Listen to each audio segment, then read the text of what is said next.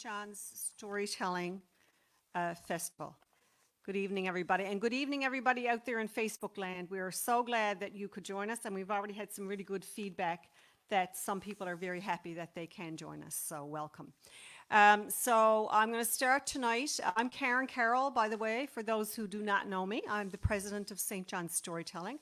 Welcome to our audience who is with us in the room this evening. We're very happy to have all of you. Thanks for coming out on another beautiful evening. We've been very blessed with the weather this week. So I'm going to start with a land acknowledgement, and I'm going to do a little bit of a different one tonight. So long before ever any of us were here, any of us of European descent, with the exception of our Aboriginal friends here, whose ancestors would have been on these lands long before us. There were Aboriginal people here, and Alex's people were some of those people. So we want to honor their tradition of storytelling, and we want to honor their stewardship of this land. And of course, the Beothuk, who are no longer with us, the Bingba, who are now a part of our Aboriginal community. So we want to acknowledge that and honor that, and be happy that they have protected and looked after and been stewards of this land. So we want to honor that at St. John's Storytelling as a part of the very original, thousands, millennia-old tradition of storytelling in this place as a start to our evening. So we'll just take a moment to do that. So we are very excited to be here tonight to welcome all of our tellers. This is Tales from Near and Afar. So it should indeed be a wonderful night of Tales from Near and Afar. And it's always an exciting night. And tonight, of course, we have people from all the way from Northern Ireland, which is afar, and also Alex, who's from Goose Bay, which is afar from here, as the crow flies. And Fergus O'Byrne, who's our host, is also originally from afar, but now lives very near. So there will be many tales of many things. But we do always want to thank our volunteers, without whom none of this would be possible. So thank you to all our volunteers, including our programming committee and our board, some of whom are here tonight, but not all. So thank you to all our volunteers. At the back, Benjamin is on the table of the merch. So we have brand new t-shirts this year. You will not see samples of all the t-shirts there, but if you scan that magic QR code, our fellow board member, Ken Parsons, has created wonderful designs. And by the magic of the internet, you can go on and see all those designs and order a t-shirt for yourself.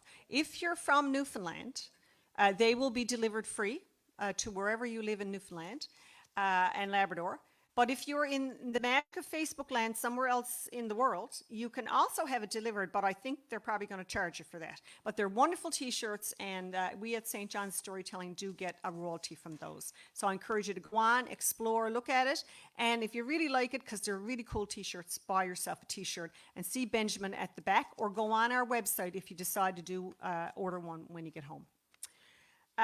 We have partnered with many different organizations to bring this festival together. So this year it was the Crow's Nest, the Rooms, Torbay History House, the Association for the Arts in Mount Pearl, Cupid's Legacy Centre, the Benevolent Irish Society, the Newfoundland Labrador Folk Art Society, and PhoneMed, who provided our catering for our launch. And also, there's probably somebody else I'm forgetting. But if I'm forgetting you, please don't be offended, because you're not on my list, and I should probably have you there. The public libraries, that's the one I'm forgetting. Public libraries, we did an event there as well. And of course, we have funding from funding agencies, and I assure you, without that, we would do absolutely nothing. That's the only way that we really run everything that we do. So those funders would be the Canada Council for the Arts, the City of St. John's, Heritage Canada, the Government of Newfoundland and Labrador, Arts NL, and this year we're doing a very, very special project about World War I stories, oral stories, that will be launched in November, and stay tuned for details about that, because that is going to be so special. And we have funding from the Year of the Arts through Arts NL for that. and also the Perlin Family Trust. So we are so very blessed and fortunate to have all of those sponsors, and long may it last. I'm sending up a little prayer in case you can't tell. So tonight we will have Fergus O'Byrne host, and Fergus was born and raised in Ireland, but he came to our shores a very long time ago, and we are very glad that he has stayed. And he's done so much important work with, helping to teach all kinds of people music and traditional folk music, and in particular young people, the youth of Newfoundland, about folk music. So welcome, Fergus. We look forward to a wonderful evening with you hosting.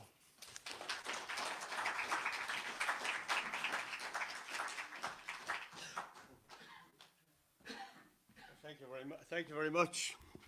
Good evening, everybody. And we have a great evening ahead of us, some wonderful storytelling. When I got the invitation, I immediately, of course, went to the old YouTube and Google and looked at everybody who was appearing here tonight, just to make sure, and it's going to be a classic night. My name is Fergus O'Byrne from Dublin, but I've been living in St. John since 1971. I thought I'd start off with a song before I introduce our first guest. And I'm going to sing a song. It's a non-story. There is no story to it. But the story leading up to the song is years and years ago. We figure it was around 1911 or 1912 that somebody took a walk from the east end of the harbour. Now, if you're not from here, I don't know if you've walked down along the harbour where we have that great big black fence. In the old days, we didn't have that fence. So somebody took a walk back around 1911, 1912 from the east end of the harbour to the west end of the harbour. And as they went along, they took note of all the boats in the harbour that day. And it was around March, I'd say, March, April, because they were getting ready to go to the seal hunt, all the boats. So the person walked along, made note of all the boats, note of all the skippers on those boats, and also makes reference in the song to some of the mercantile premises that owned those boats, and made a song out of it. So I say it's a non-song, but we know it was around 1911 or 1912 because one of the boats mentioned in the song is the Algerine.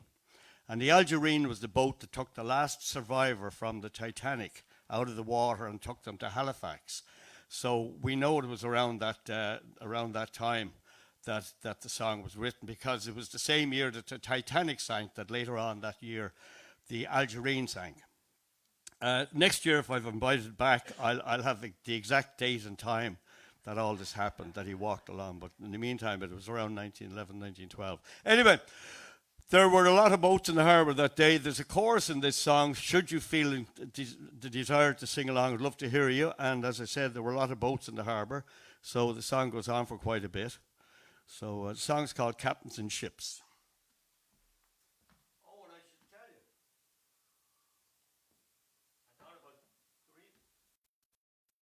I thought about this song because in the old days, of course, as we know, when people were gathered to tell stories, to have music, to have a dance, there was never any accompaniment to the songs. There would be somebody with an accordion or a fiddle or a tin whistle or whatever, and they would play for anybody who wanted to dance. But then when somebody sang, it was an unaccompanied song. So that's why I'm starting off with this song. Anyway, the song's called Captains and Ships.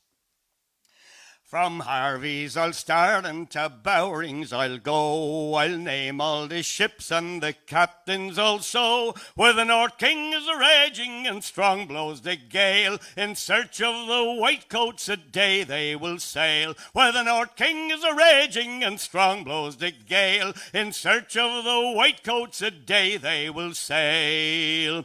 In the Ad Captain Doyle, in the Belle Joe Beanie, in the Bond Captain Parsons, a stout man as he, and jolly Gay Keenan the spring will command. Harvey's port steamer, the old Newfoundland, where the North King is a-raging and strong blows the gale. In search of the whitecoats a day they will sail.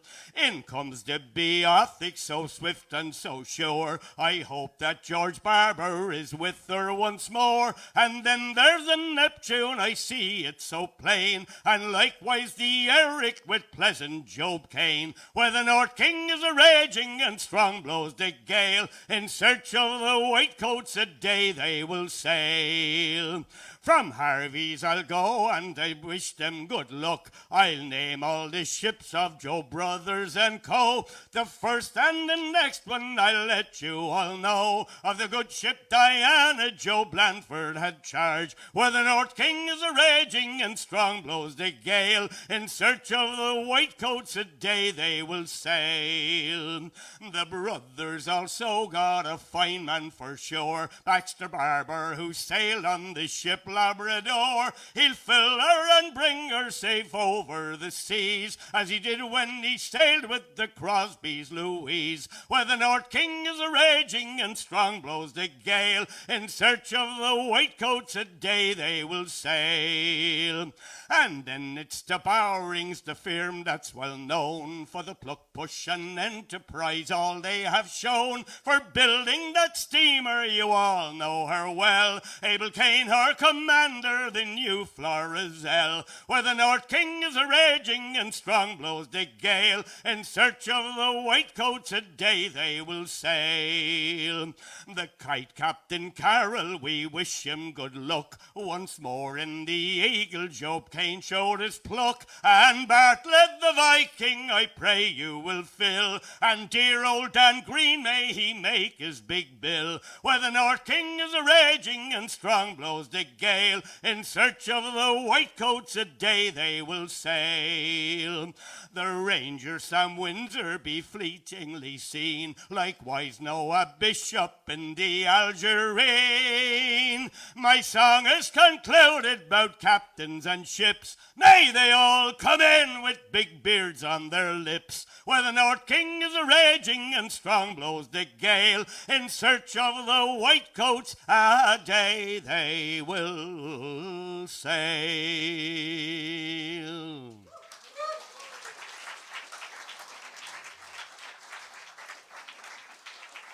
Thank you very much. Thanks a lot.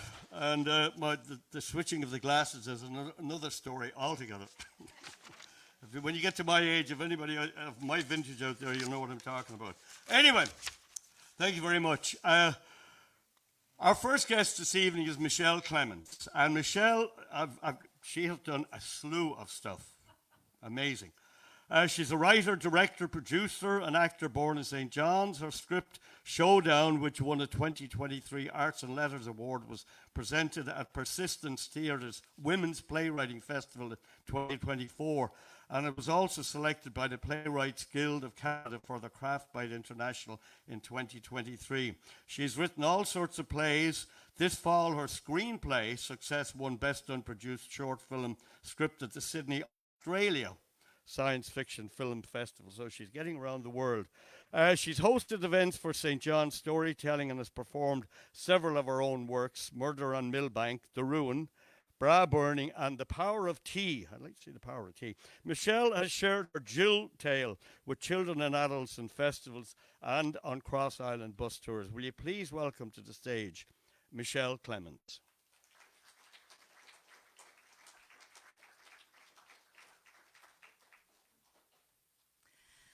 Good evening, everyone.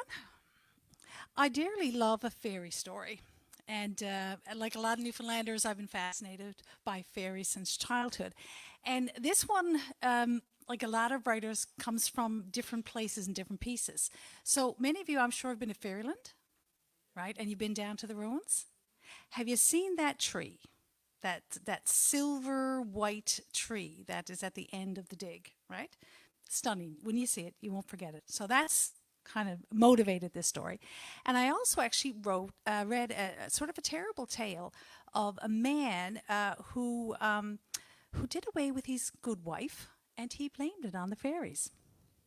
Right. So and it was in an RCMP report. So I've kind of put my love of fairies with that tree and with that RCMP report. And so I give you a brand new fairy tale.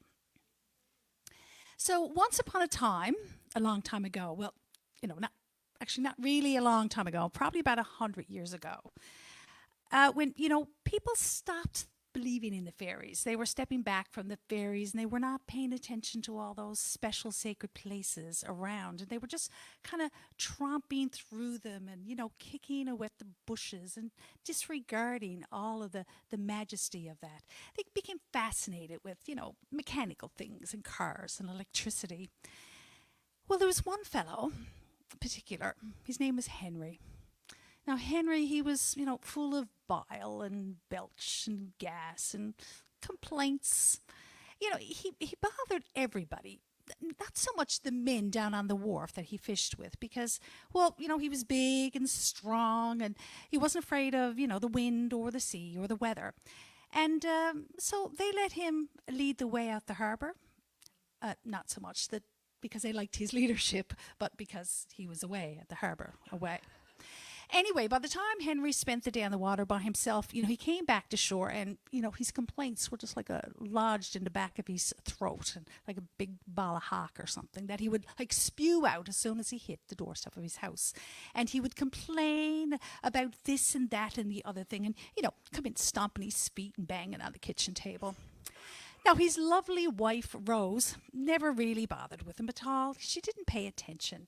I mean, like, why would you pay attention to the wind in the eaves? You wouldn't, or the crows that were cawing. It was just background noise to her, right? So she wasn't really bothered by what he said and what he did.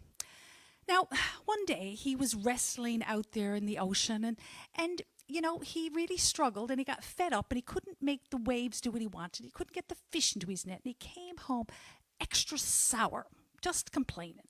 And he looked at his good wife, and he was fit to be tied. And rather than see her beauty and her grace and her gifts of cooking, he just saw her rounded belly, and her thickened waist and her arms that flapped while she kneaded the bread. Well, he told her, watch the drippings from your forehead. Don't huff and puff like that. And why do you have to make such a meal of just baking a little bit of bread? Well, off he stormed out the door, and she sort of followed him curiously with her eyes and went over to the window and looked at him and said, oh, my goodness gracious, look at that. He's gone without his coat and his cap. Anyway, she got back to her bread, and Henry stormed and railed and stomped and snorted all up through the forest, and finally placked his arse down when he had burnt himself out by a nice, silent, quiet pool. And he sat there in silence. No wind blew, and the bees even buzzed without making a sound. And he sat and he stewed and he thought about Rose and he thought about her flapping and her clapping, and he turned his ring on his finger, the one that he was given to her and she gave to him many years before, and he turned it 3 times twice, and once for the good, and he wished his Rose would just go away. And suddenly a face appeared in the pool, and the creature said, do you really want your wife to go away? And he looked down and he saw the face in the pool, and he thought someone was behind him. And he turned around, but there was no one there. So he looked at that pool and he said, are you talking to me? Well, said the fay in the pool, you were the one who wished me here with the twirling of your golden ring. If you really want her gone, all you have to do is trade your promise of gold for your dear wife Rose. Oh, well, he thought, now I'll have my house to myself. I can stretch out and I can rant and roar and I can do whatever I wish. And he thought then of the beautiful, pretty Katie from down on the Labrador. Ah, what a lovely girl she was indeed. And he imagined her coming to him with her arms full of bread, her nice, young, nubile, young body, and her eyes cast down low in patience and quiet. And he indeed pulled the ring from his finger, and he handed it to the fay, pulled it back just a minute, because he thought, am I doing it the right way? He never asked, am I doing the right thing? Well, he gave the ring to the fay, and it both disappeared. Hang on there, said Henry. Is she going to go away? Am I going to go back and see her tomorrow and a day? And he splashed himself into the pool, and the fay made no reply, except for the tug on his rubber boots as he sunk below the water. But Henry was a big, strong man, and he was able to pull one leg out and then another. And as he sat huffing and puffing on the banks of the pond, he realized his boots were now gone. So he stormed and rattled and complained and stomped. Well, not too hard. He didn't stomp. Very hard at home. And by the time he got home, his poor feet were bruised and battered. Waiting by the door was the good Rose. And she ignored his blither and his blights, and she picked up his feet and tenderly tended to them, gathering up her herbs and her medicines and making salves and offering him brewed tea with honey. And of course, all he did was moan and complain about his feet. And he shoved her and told her to go away. And he went up to his bed on his hands and his knees and skulked underneath the good fine quilt that she had made for their wedding day. Well, night fell, and he woke up the next morning, and he reached out to the right. No Rose. Reached out to the left. No Rose. Is she gone? Did the fae keep their promise? Well, he sat up straight out of bed and stamped his feet down on the floor. Ouch! Oh, oh, what? Not too bad, he said. He called down, Rose, get my tea. But no response came up from the basement, from the kitchen. So he tenderly tiptoed down to the kitchen, and there was no fire in the stove. There was no kettle on the brew, and there was no porridge on the cook. Well, yippee-yi-yay, he thought. Here I am in my house.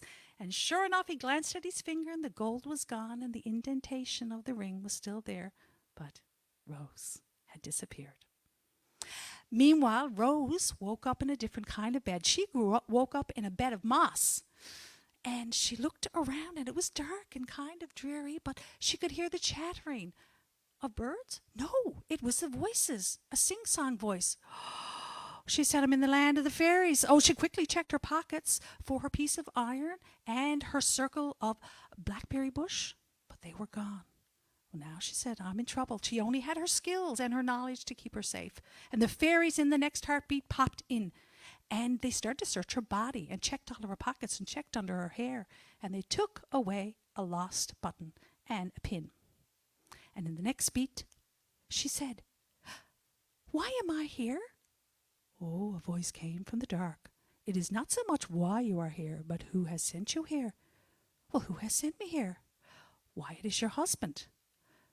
No, he knows nothing of the fairy world. He doesn't know, he doesn't understand anything. Oh, no, he knew enough to send you here. How did he send me here? By your golden ring that you gave your husband on your wedding day. She said this must be a mistake. But she was the one who was mistaken. The queen presented herself to the Rose, and Rose was made in awe, and she knew this was the great queen of all the fairies, Una.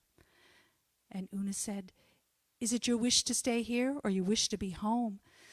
And she said, I'm not sure if what you say is true, and my Henry wants me gone. You have been a votress of mine, said Queen Una. So you can stay and think a while.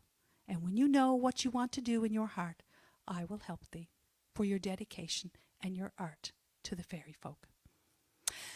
So later on that morning, back on the other realm, in barged through the door Martha, their next door neighbor, and she looked at Henry and said, where is Rose? He said, how do I know where Rose is? And she replied, well, she's been your wife of 30 years. You know her habits. Oh, wait now, said Henry. Oh, yes, she's gone to pick the partridge berries. And she said, go away, you old fool. Partridge berries don't get picked until there's a nip of frost in them, and that is yet a month off. Well, he blithered and blotted, and he couldn't think of an answer. And he said, go away, Martha, I have to take to the water. She said, I hope the water takes to you. He went off to fish, and she went searching for her friend. But by nightfall, they could not be found. So she roused up the whole community and told them of the loss of Rose, and everybody was prepared the next morning to hunt for her. And they looked through all the berry patches. They looked through all the goat fields, and they could not find her.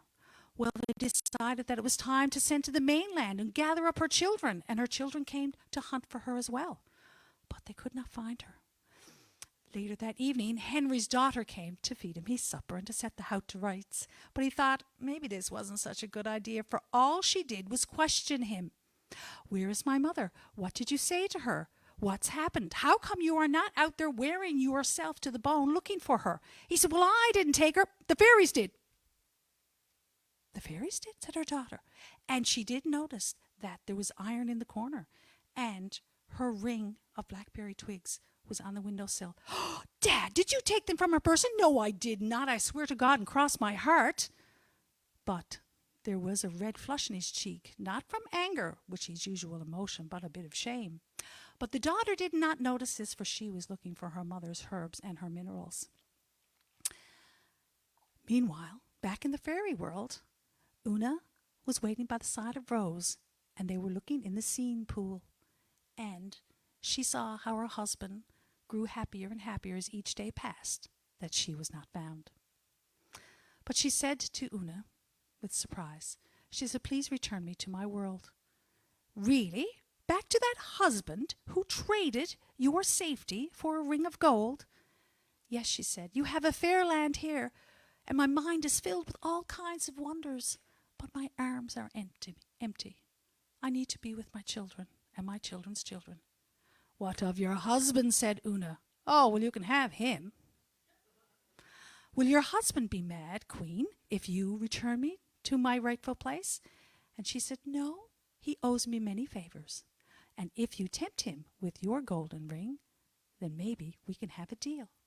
She said, well, the promise is broken, so the ring be gone. And she handed it to the Queen. And the Queen touched her on the forehead and sent her back to that same quiet pool on this side of the realm. She woke up, she looked around her, and she immediately began to set things to right, to give a blessing to the Queen and all those who looked after her while she was on the other side. And as she gathered up her skirts, she tripped over a set of rubber boots.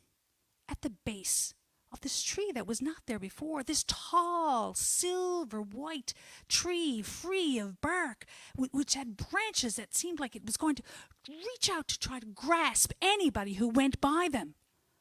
Oh, and she looked up, and there in the gnarled and twisted base of the crown of the trees was a face full of bile and fury.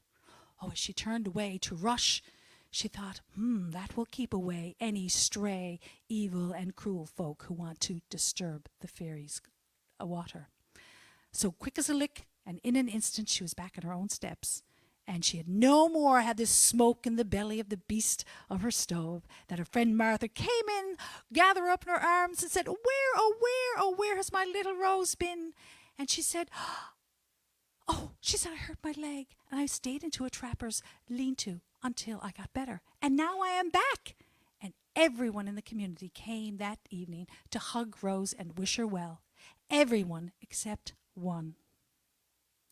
One that now remained rooted into the spot to guard the sacred place from all who had cruel thoughts. The end.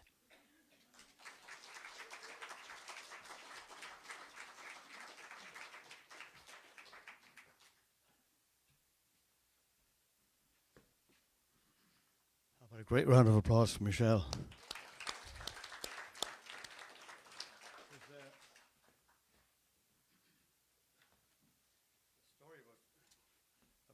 About fairies, not about fairies, but there was an older woman somewhere in Newfoundland interviewed about fairies, and they asked her, "Do you believe in the fairies?" No, she said, no, but I know they're out there.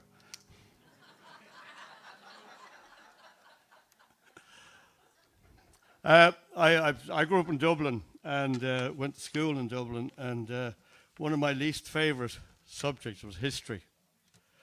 If the truth be known, I didn't have many favourite subjects in school, but history, I couldn't get it because all it was about kings and queens and rulers and wars and stuff like that, and it never really sort of sunk in. We never sort of... And then in my mid-teens, I discovered folk music and the stories that folk music told about everything and all the ordinary people who live in the world and what they did and all the stuff that they got into and what the troubles they had and the joy they had.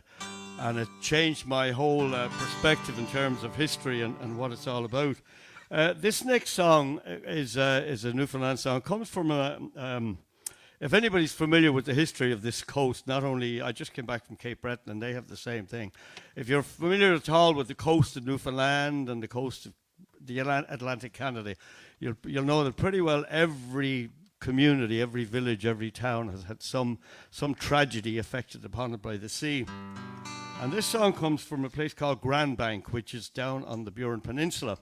And in the old days, Grand Bank was well known as a great boat building town.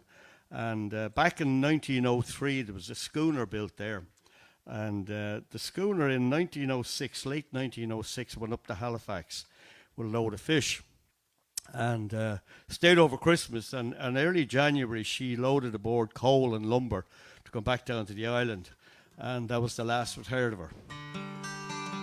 And if you go down to Grand Bank, if you're ever in Grand Bank, right in the middle of the town, there's a monument there erected to the people who were lost on the Tubal Cain. The name of the schooner was the Tubal Cain, and the song is called "The Loss of the Tubal Cain."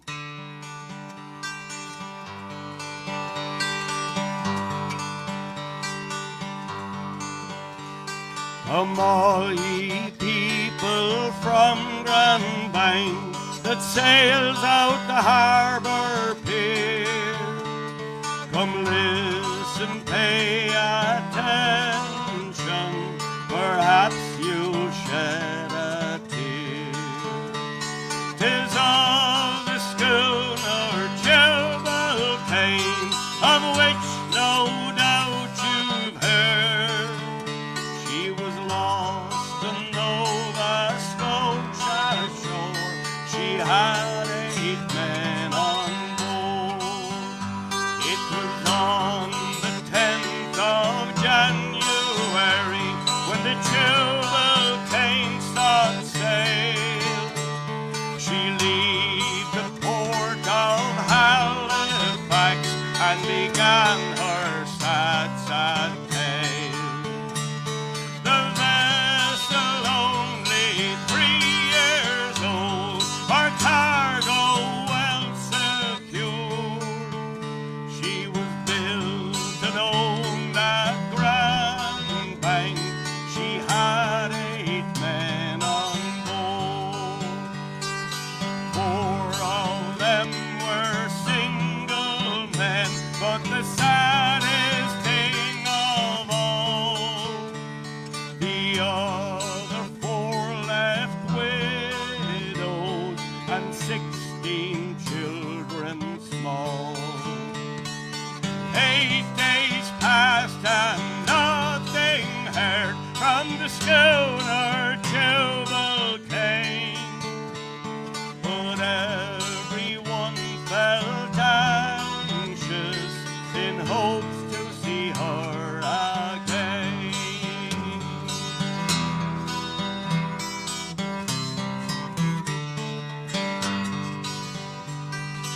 5 more days had passed away with the wind and frost and snow. There came a welcome message saying the first reports were known. 3 more days had passed away when the owner a wire received. The Tubal Cain, all hands on board, reported lost at sea. We sympathize with those at home and their loved ones who are gone. We pray that in the days ahead they'll have no cause to mourn. Why the master called our men, not one of us can say.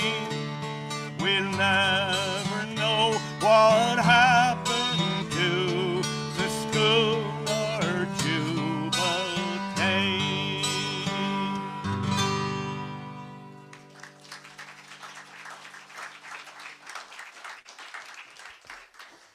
Thank you very much. I got lots more happy songs like that. That's the next one.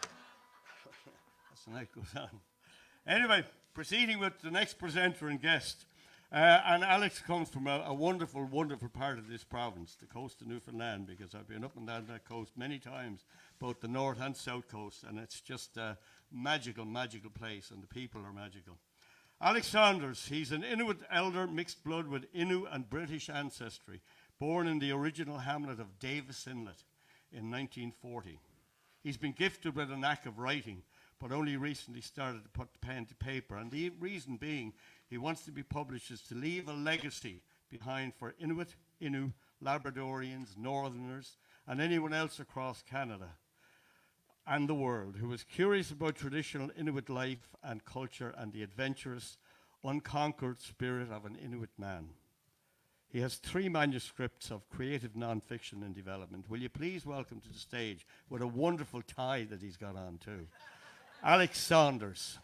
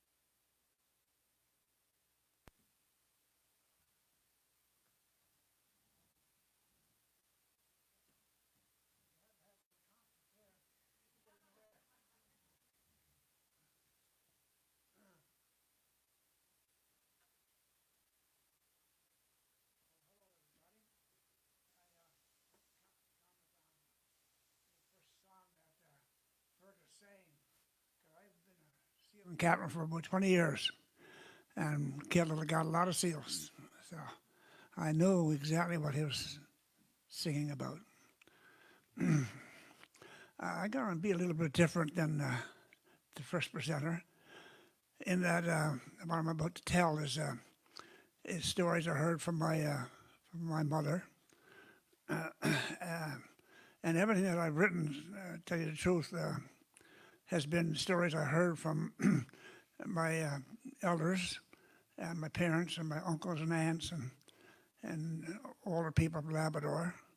And I just been working for 7 or 8 years now to get things on paper. My editor, Miss Suzanne Keeptool, sitting over here in front.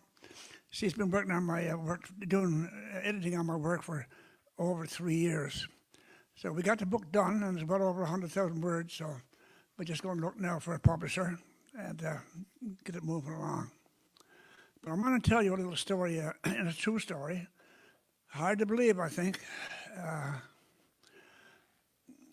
There was a big storm on in April, and the people lived in. My mother lived in Ukok, a community that was decimated by the Spanish flu in 1918. And actually, this story sort of centered around and it was in 1918, in the spring of the year. The storm was over, and people depended on seal for majority of their food. So they would go out to the edge of the ice, shinna we call it, at the edge of the flow, ice flow, by dog team, and they would dart seals as they swam along by the edge of the ice. But after the storm, people were kind of nervous because the big waves would break up the ice, and with a big heavy snow cover, you couldn't tell where the cracks were. And the men, there were a bunch of men that was out sealing, and these 3 fellows were pretty much the last ones to leave at the end of the day. So the young man went back to where the husky dogs were being tied on to clumps of ice. And when he went back, he had to look around. He got up on the clumps of ice, looked around, and he saw that without people knowing, that the ice had broken off and drifted out maybe 10 feet on a big ice pan. So he went back to the older fellas and told them what was going on. And I said, well, I said, no, we never had a kayak. All they had was a dog's team and comedy, or sled as they call it. And there was no way to get ashore. The old fellas didn't seem to mind too much. I think I would have minded if it happened to me. Believe it or not, this was happening in 1918. And my mother was 6 years old at that time. And she heard the story about the men drifting off on the ice pan and not being found. And she often wondered, did they die? Did they drift over to Ireland, which was the closest landmass? And no one knew. And she didn't know. And she moved from the coast, from Oaklock to Goose Bay. It was a big centre. They were getting built up. And of course, lost touch with our culture and most of our people, not all, but most of our people. And she always wondered what happened to those men, because she knew them. Strangest thing, about 60 years later, my father had worked on the American base for 47 years. And he finally retired. We used to go home once in a while up to Davis Inlet, spend a month or a couple of weeks, try to maintain our connection with our homeland. But anyway, I didn't spend much time up that way and didn't go many places because not much time, and I had to travel around in skiffs, so it was kind of hard to do, you know. Anyway, when the old man retired, they took some time to wander up and down the coast and to visit people they knew and see the places that they were familiar with. And of course, to eat traditional food was a grand time. And they went to a fishing station called Malta Island, which was near Cape Harrigan. Cape Harrigan is about halfway between Hopedale and Davis Inlet. And the distance between Hopedale and Davis Inlet was about 60, 70 miles. So they were about halfway there. And one evening, while my parents were visiting, this man from Hebron, his name was Andrew Piercy. His father was a Newfoundlander, Piercy, don't know where from, and his mother was an Inuit. Anyway, he had established his own little fishing station on Malta Island, and this was 60 years after the incident. So he was up on the sort of the highest little hill on the island, and having a smoke, him and my father and my mother, and they were looking at some islands. There was a ship that foundered called the Bay of Rupert, I think in 1928, something like that. It was a Hudson, I think it was Hudson Bay supply ship. They had all kinds of supplies for the different villages and the Moravian mission stations.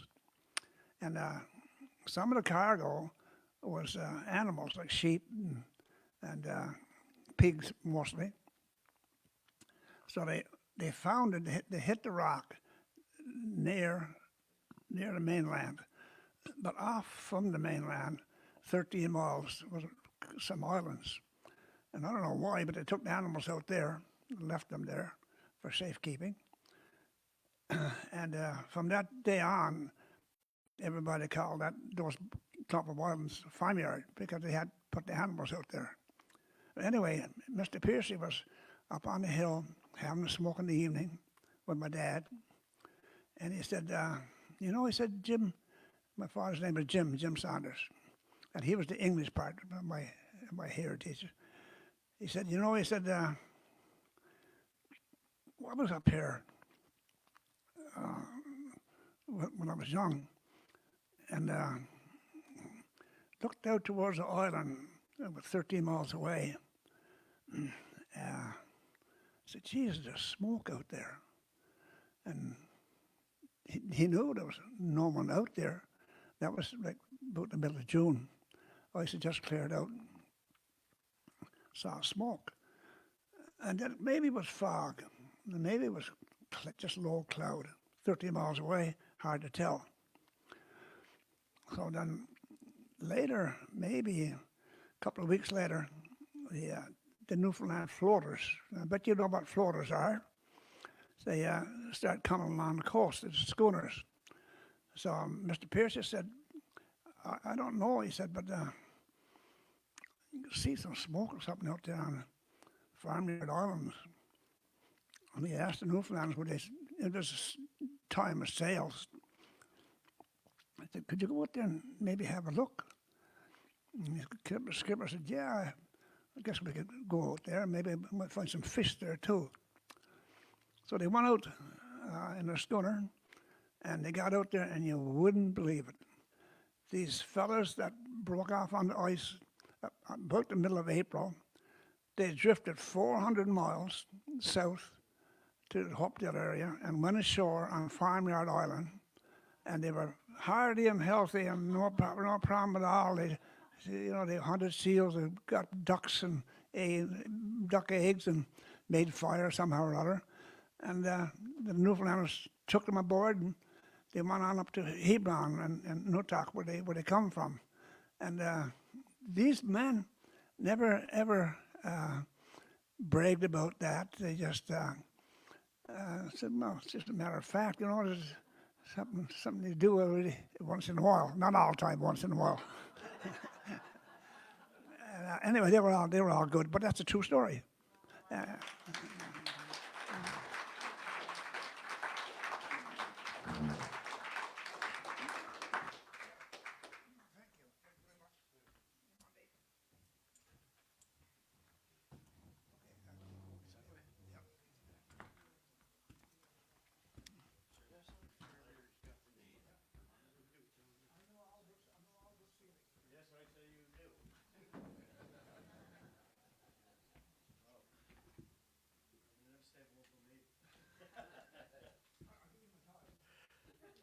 Yeah, right. And this is, he's going to sing and play.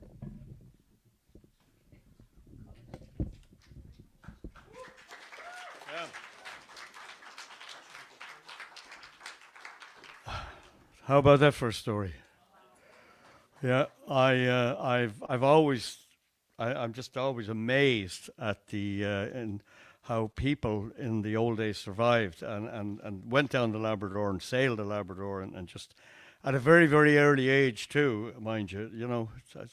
Imagine being 16 years old and told you got to skipper a schooner down the Labrador. Yeah, it's quite the thing, quite the change now. Anyway, we have our next guest. Is from a wonderful, wonderful part of the country. I'll tell you, if you haven't been, you should put it on your bucket list.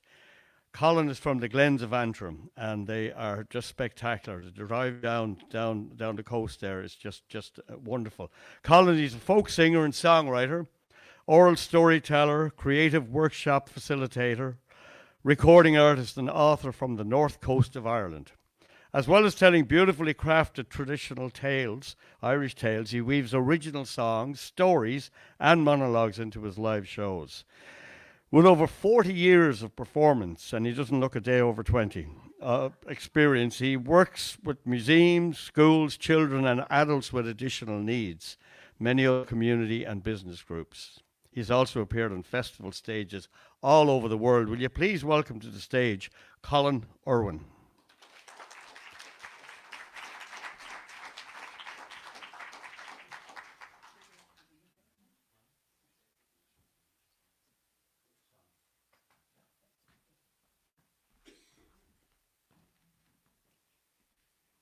Just checking there. I couldn't remember what we agreed we would do. So I'm gonna do a wee song.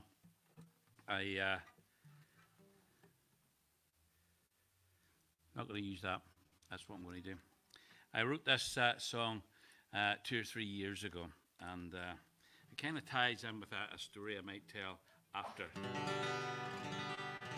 And my brother was a lighthouse keeper for a while, and used to tell me all sorts of stories about these old fellas that he worked with, you know. And, but of course, the 1980s, they done away with all the light. They didn't do away with them, you know. They still lived after this, but they automated the lighthouses, is what really I meant to say. And it must have been a really sad time for them, and there's lots of stories about these old guys who never really prospered after they were made redundant, I suppose. But I was over in Scotland doing a gig over in Fort William, up in the Highlands of Scotland, and I heard this a recording of this old lighthouse keeper talking about those days when, you know, they automated all the lighthouses, and he said this line. He said, there were still a few good years in me when they laid the keepers off, or paid the keepers off. And it just immediately lodged itself in my brain. I thought, that's a great line for a song. So anyway, that's kind of how the song came about. That and, you know, the stories I'd heard over the years. I was born within sight and sound of a lighthouse and a foghorn, just where I came from. And there's 67 lighthouses around the coast of Ireland, but there's one in particular, a place called Skellig Michael. Some of you may have heard of it. It's off the coast of County Kerry. Easily the most beautiful in the whole country, maybe even some would say the world. And there's been people living on that rock, and it is just a rock sticking up out of the Atlantic Ocean for 1,000 years, because it was the place where monks went there, and the little beehive huts are still there. If there's any Star Wars fans in the audience, you'll know exactly what I'm talking about. Right? It's called Skellig Michael. This song's about an old lighthouse keeper who just never came to terms with the fact that he'd been paid off. And after giving his whole life over to the Kitcheners of Irish Lights.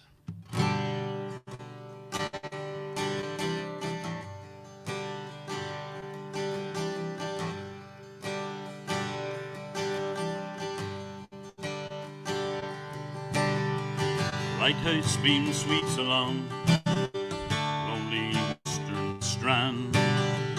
Meet a ghostly figure, an old grey-bearded man.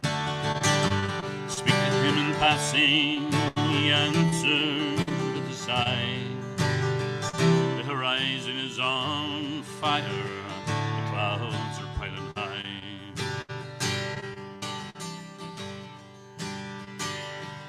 Says there's gonna be a big storm, it's coming in tonight. Wish I was on Skellig Michael when the wind is at its height. Darkest night to crimson dawn, lighthouse keepers used to be. Best friend to the sailor, faithful lovers of the sea.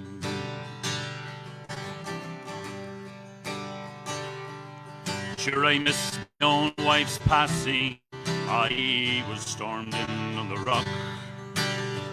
Blew a gale for 10 days, couldn't get me off. She always tried to swallow the resentment that she nursed. She came a poor second, the commissioners came first. Says there's gonna be a big storm, it's coming in tonight. Wish I was on Skellig Michael and the beacon burning bright. Darkest night, the crimson dawn, the lighthouse keepers used to be. Best friend to the sailor, faithful lovers of the sea.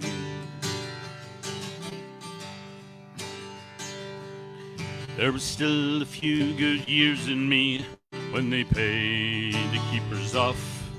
But them money saving bureaucrats never count the human cost. Not ashamed to say I wept the day I locked the door to climb the spiral staircase, light the lamp no more. Says there's gonna be a big storm, it's always worse at night. The shy was on Skellig Michael, billows foaming white. Darkest night, the crimson dawn, lighthouse keepers used to be. Best friend to the sailor, faithful lovers of sea. Sometimes I dream I'm back there in a howling winter gale, dive into the ocean and the belly of the whale. I wake up in a cold sweat, it's as quiet as the grave. No singing of the great seals, or the sigh of wind and wave.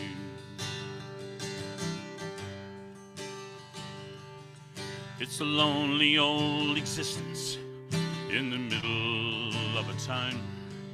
When you've been a lighthouse keeper, it's hard to settle down. Council flat with 4 square walls, it's like a prison cell. My crew were more like brothers, I miss them all like hell. Said there's gonna be a big storm, I'll be all at sea tonight. I was on Skellig Michael instead of praying for daylight. Darkest night, the crimson dawn, lighthouse keepers used to be. Best friend to the sailor, faithful lovers of the sea. It's gonna be a big storm, I'll be all at sea tonight.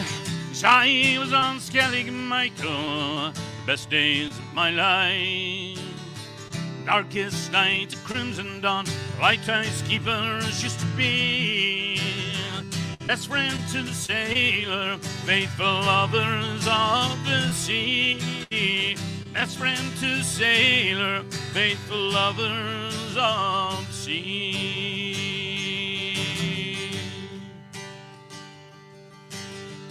Gonna be a big storm, it's coming in tonight.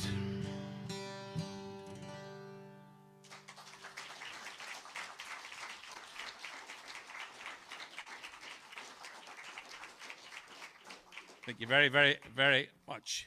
Just before I go off, I just want to remind folks there, people have been asking me, there's CDs and books and all down the back, and I have no luggage space to take them back to Ireland. Please help me out.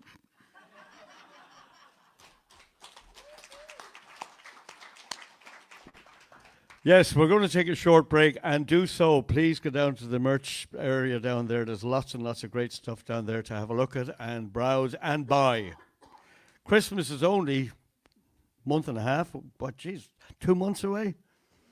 Oh, my God.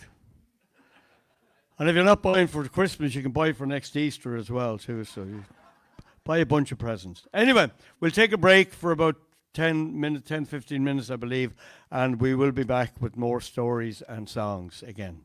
Thank you.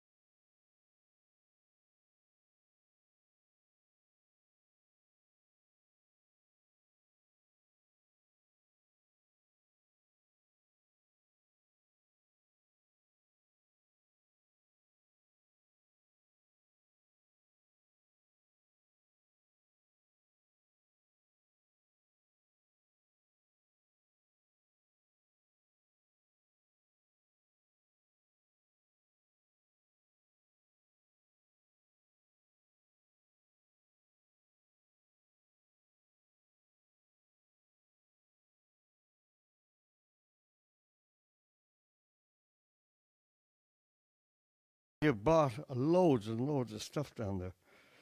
Because, anyway, I hope you don't mind the banjo. I'm going to play it anyway. I just hope you don't mind it. Some people don't like banjos. I was at a festival once in, I don't know, somewhere on the mainland, and I was tuning up, getting ready to go on stage, and somebody came up behind me and he said, do you know that tuning a banjo is an oxymoron? Even though he had big words, I didn't speak to him for the rest of the weekend. In fact, I haven't spoken to him in 20 years. So, the story about the banjo, actually, before I talk about the song I'm going to sing, is I'm talking about the coast of Labrador on the south coast. There was a great fella lived in Lansaloo, and his name was Henry Belbin. Everybody called him Uncle Henry, and everybody on the coast is uncle. If you're over a certain vintage, you're called uncle. Anyway, Uncle Henry Belbin, we were down, myself and Jim Payne were doing a school tour down there, and we were staying with the principal, and Uncle Henry lived next door, so we said we'd go over, because Uncle Henry had a fabulous repertoire of songs. So we said, well, we'll go over and we'll sing some songs with him. So I went over, and Rick, the principal, said, bring your banjo. Uncle Henry's never, ever seen a banjo up close before, so bring the banjo. He'll certainly like it. So I brought over the banjo, and finally Rick said, take out the banjo. So I sang a few songs with the banjo, and Uncle Henry was looking at me.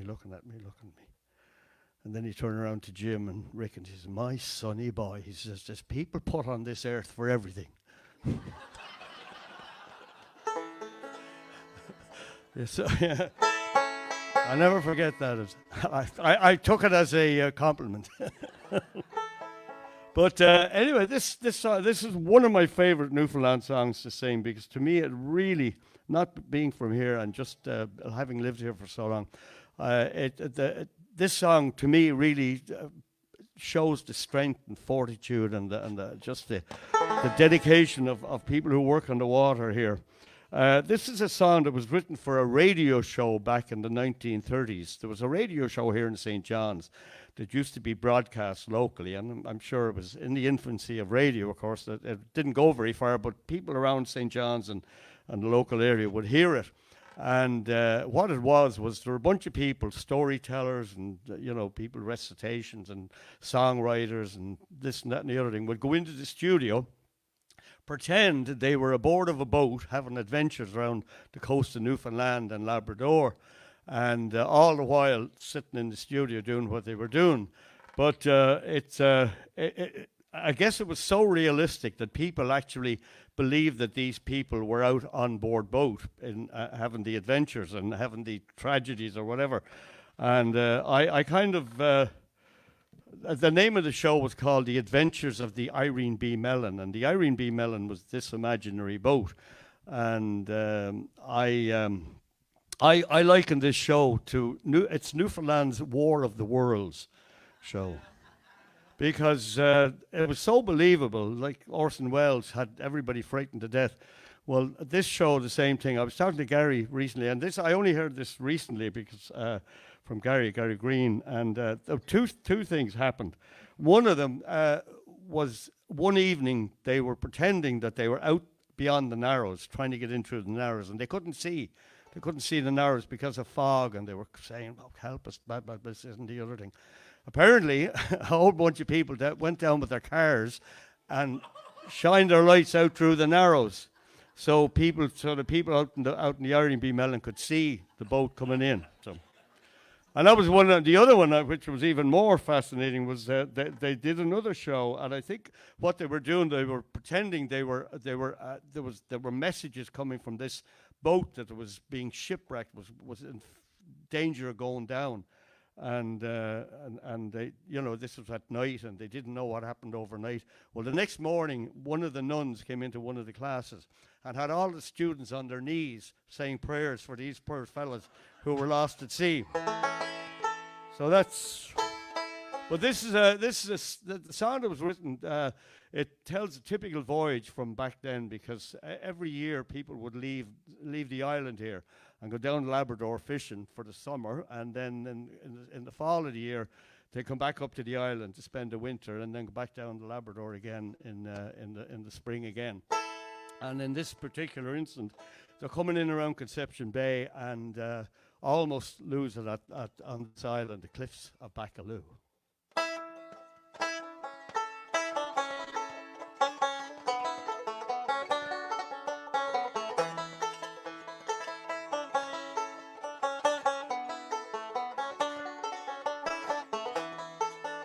We were bound home in October from the shores of Labrador, trying to head a bad nor'easter and snow too.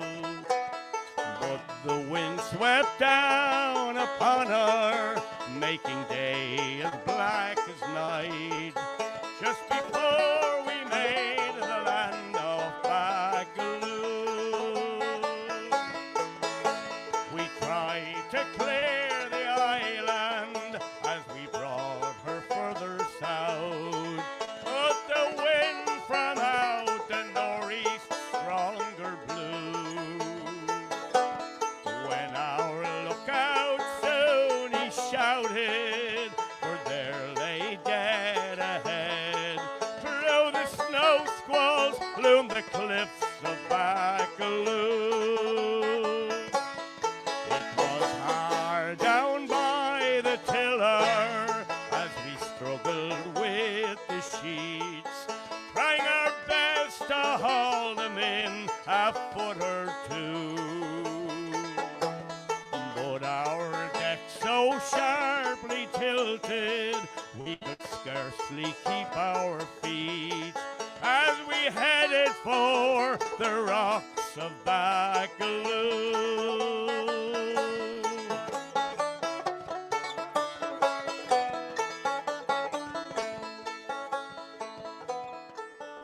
Now the combers beat her under, we thought she ne'er would rise, and our main boom it was bending nigh in two. With our lee rails 3 foot under, 2 hands at the wheel, sure we hauled her from the rocks of Baccalieu. Now to leeward was the island, to windward was the gale, and the blinding sleet would cut you through and through. But our hearts were beating gladly, for no longer could we gaze down to leeward at the cliffs of Baccalieu. Yes, our hearts were beating gladly, for no longer could we gaze down to leeward at the cliffs of Baccalieu.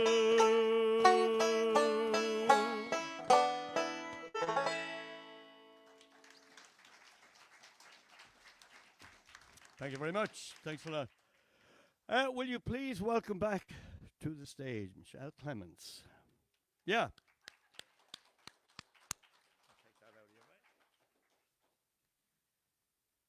So the next story is it's about my father and my mother, but it's not their story. In part it is, but yes, it's not one they've told me. It's actually I've only ever told it once. It's kind of so I hope I get through it. Okay, so wish me luck. So first of all, I have to take you back. I have to take you back to my childhood in the 60s, at a place quite close to here on Spencer Street, right by the very famous Chester's Fish and Chips. So that was a time I think many of you know when your street that you grew up in as a child was like your whole world, right? Everything happened on your street. As kids, you didn't live your life indoors. You lived it outside, especially in the summertime. And your friends were across the street and up the street and just right next door to you. And every street had one of those grocery stores where you truly bought your week's groceries. And they had credit too. You had things on tick, right? And you learned that lesson of not putting chips on tick because you got it from your mother, right? So all those stores, they sold everything. Like in season, you'd have a brace of rabbits hanging out the side of the door, or you'd have seal flippers or moose sausages. And your whole, in the evening, on a hot summer's evening, because this story goes back to a very, very warm summer that we had, where the streets really steamed with heat. And, Mom and Dad after supper would, go out and sit on the stoop. And Mom was a grand storyteller. Wonder where I get it from. And she'd sit out there and she'd be smoking her cigarettes, her benching hedges, menthol lights, right, cup of tea on the go, right? And gathering the kids would be darting back and forth. And the boys would be on the street and they'd be playing hockey, right? And hardly anybody had a car. And if you had, it was like, 20 years old and, had no floor in it. And they would drive down the street. People drive down the street, stop for the youngsters, and you would pick up your net, and go to the side of the road. And maybe if you were a good goalie or something, the fella would wink and say, oh, that one's going to be, on the Montreal Canadiens. And some other father would say, not over my dead body, won't be on the Canadiens. A time in when you knew everybody and you were comfortable with people, and a time when all adults helped, supported, and punished whatever kid stepped out of line. So I'm talking about the time when I was 6 years old, and memory is different. You tell stories over and over again, and your memories and Mom's memories, stories all blend together, and you don't know what's yours and you don't know what somebody else's is. But this particular, time was very short. It's a day that I know is my particular memory. Now, we lived at lower part of Spencer Street, right in front of Cody's Coal and Oil. Does anybody remember Cody's Coal and Oil? It was just a laneway between two houses, and you'd go drive, the oil trucks would drive back there, and the coal heaps would be inside of the great big sort of warehouse there. And of course, as youngsters, we were told, what?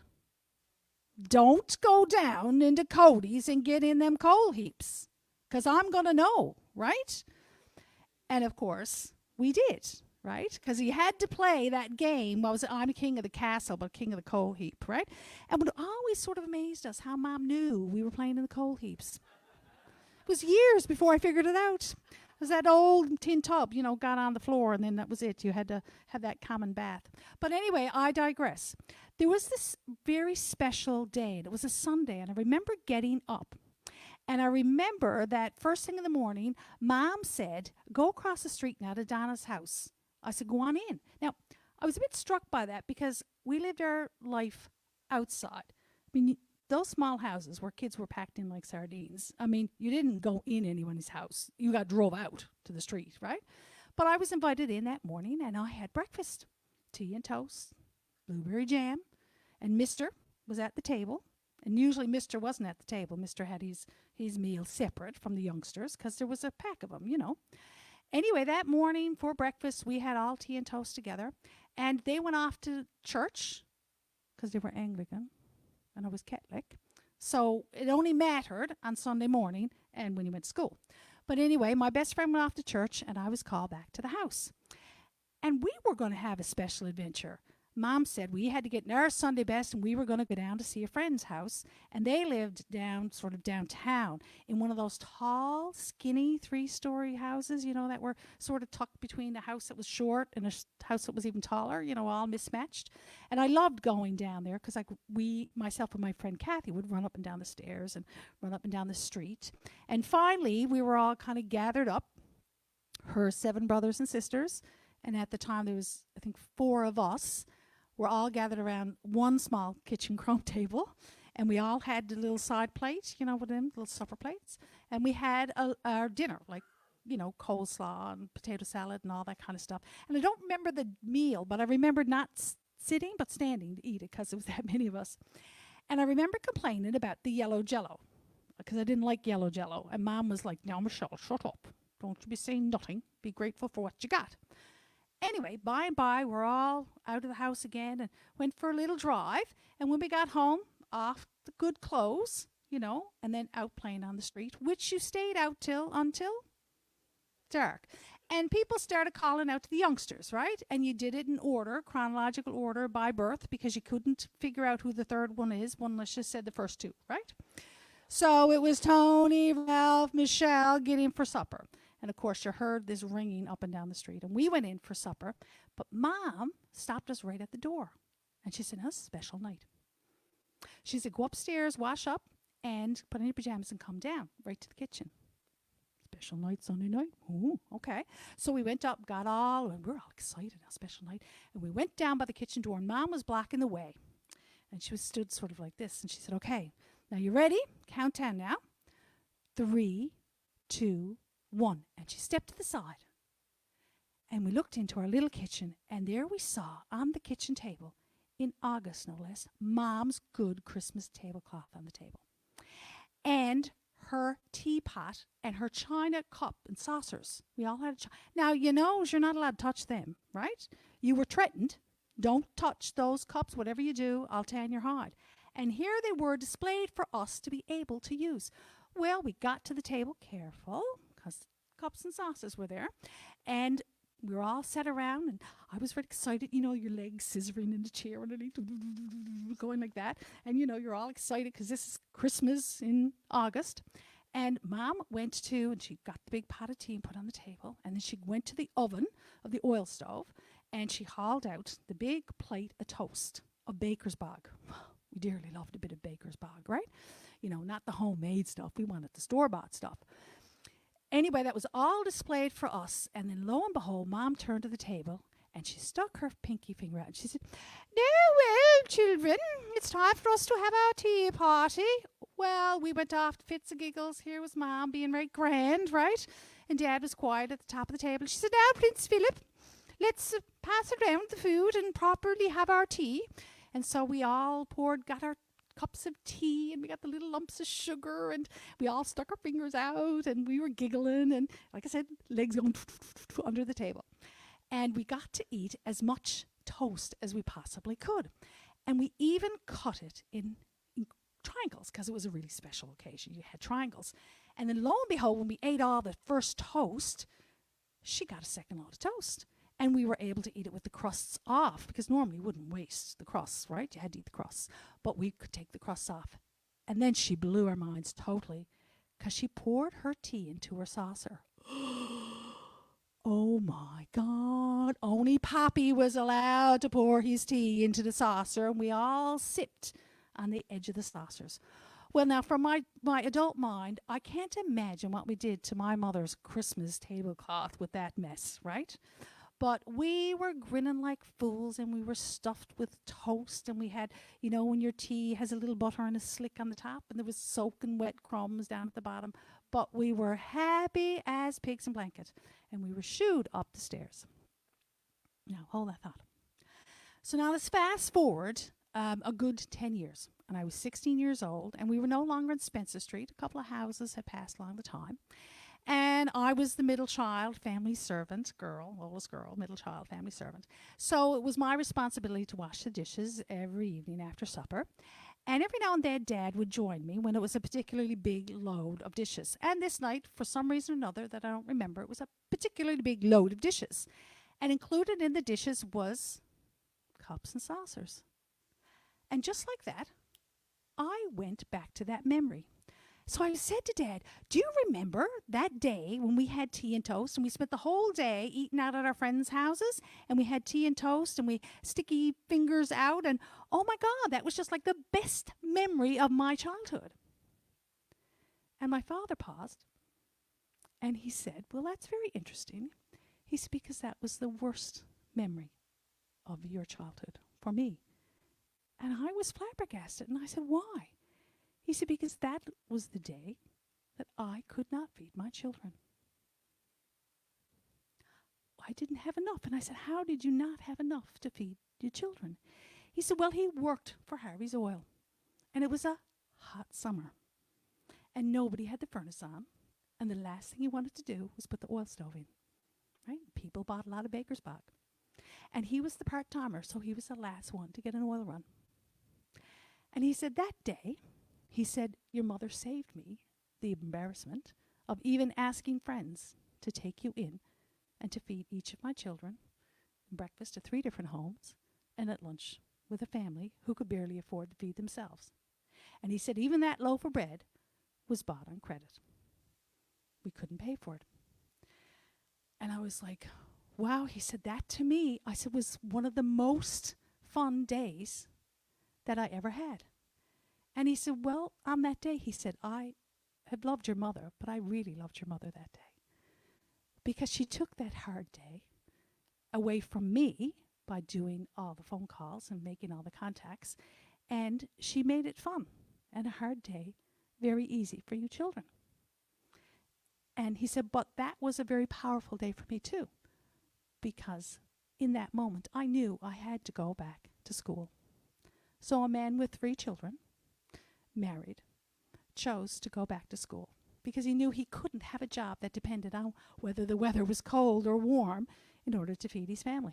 And he did, in fact, go back, and he got a trade, and he graduated high school, and got his, the job that enabled him, not for us to have an easy life. I mean, in them days, very few people had an easy life, but a job which he could count on. He could count on a salary regular.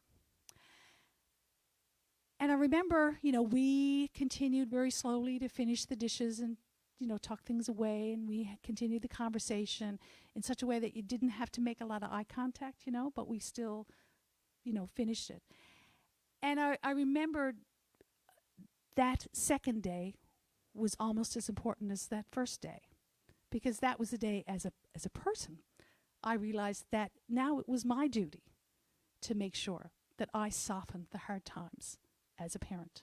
And I brought joy to family and friends when things are difficult. And it doesn't have to be a grand gesture, does it? It doesn't have to be something huge. Sometimes it's a bowl of soup, and sometimes it's just tea and toast. Thank you.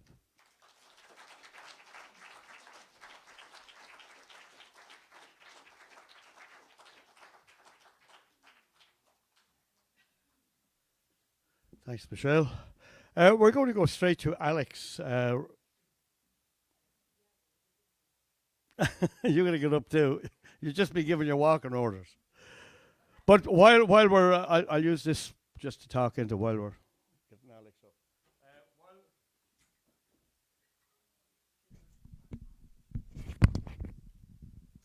While Alex is coming up to the stage, just a short story about Newfoundland and Labrador.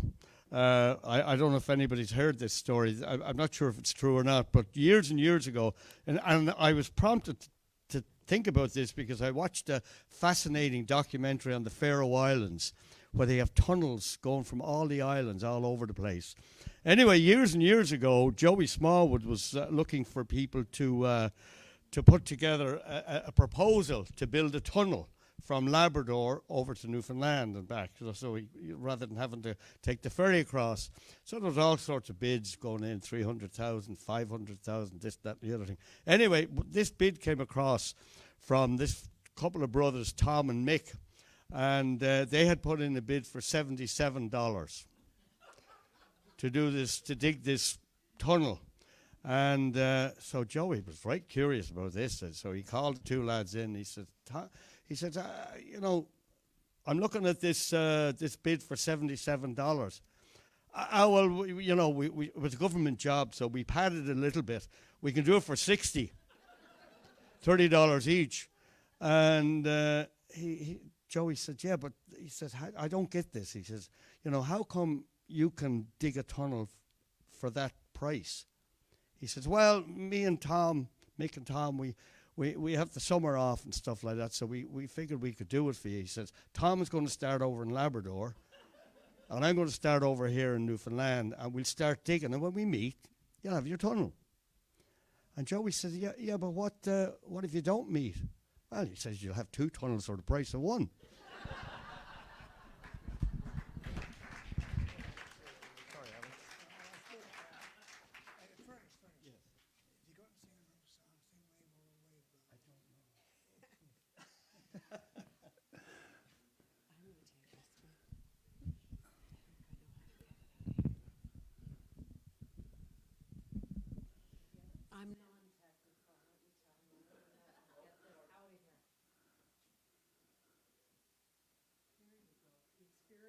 International Colin. Quay Suzanne Keep to Nadisha Cos. I came in to accompany Alex, my good friend and writer extraordinaire, from Quebec. Je suis québécoise, je suis métisse. And so I've really enjoyed all those little slip of the tongues about the French Canadians and the Montreal Canadians and Jean Beliveau, I heard the other day, who was a friend of my father's. Anyway, Alex has asked me to introduce to you what story he's going to share now with you. Now, for those of you who don't know or who were not in the audience the other night, Alex is an interesting fellow, a character like I've never met before, nor any other writer I've ever worked with before.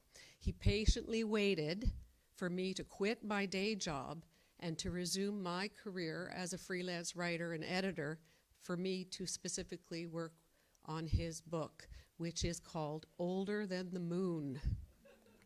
And it's in detailed account of his lived experiences and his inherited stories from his elders, as he said earlier tonight. Now, Alex was born in the old or the original Davis Inlet, not the Davis Inlet that became infamous because of the glue-sniffing Innu youth that were relocated. Alex is from the original, and that was a Hudson's Bay trading post. And why did the trading post set up there? Because the Innu traditionally went to that hamlet for their summer camp. And that's where he was born, and that's where he often returned to, as did his parents after they were forced, more or less, to move to Goose Bay because of the caribou herds that were lesser, and the fur trade was no more or lessening, and times were changing drastically for the original peoples of the land.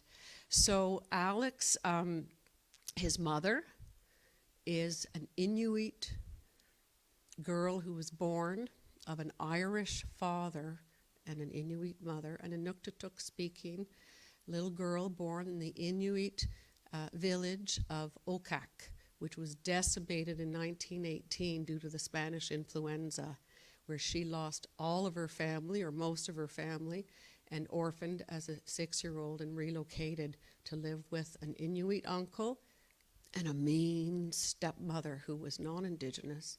And his father,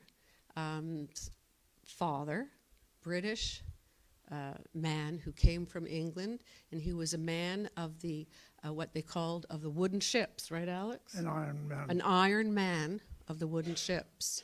And so he was a rugged Englishman, and he ended up marrying a woman of Innu identity, mixed Innu, but a beautiful looking, dark Innu woman, but of mixed blood herself, from Quebec. And so his father was more or less orphaned. His mother, the Innu mother, died when Alex's father was very young. And because Freeman Saunders, who had that adventurous spirit, Alex's father was raised by traditional Innu and therefore spoke completely fluently the Innu language. So Alex is a mixed blood, like me. And so the story he's going to tell you now is about he needed, you're going to introduce Alex a little bit about the need to seek your identity. And for any of you in the audience who are of mixed heritage, it can be an interesting, sometimes challenging journey. I used to tell my dad, "Dad, you're Irish through and through. That's it. You're good. You don't have to question or find place or wonder where you really fit in." And this is how Alex and I really connected, because we're both mixed breed mutts. He's a man of the sea. I'm a woman of the river, of different generations, different Indigenous heritage, different linguistic and territorial, but we connect because of our native spirits. So he's going to start by talking a little bit about your quest to find your identity. And then he's going to go into greater detail about getting stranded on an isolated, remote island at the time of year where the winds and Old Man Winter were around the corner, and how he survived. And then he's going to talk a little bit about how he ended up obviously getting off that island, because he's here tonight, and what happened to him in Hopedale, which was en route back to the old Davis Inlet where his parents were. You got that, mister? That sounds right. Okay. Well, how do I top that? Where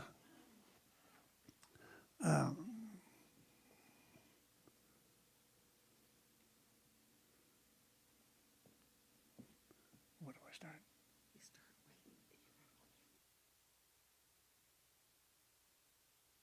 Okay. I got my instructions, so here goes. Yeah, I was born in the old Davis Inlet in 1940. I'd be 84 now in December. And I fished last year. I had a 65-foot boat, and I worked up until last year. And I didn't want to give it up fishing, but I've already had 9 heart attacks, and the doctor said, I don't believe you're going to have any more. So stay off the boat, he said.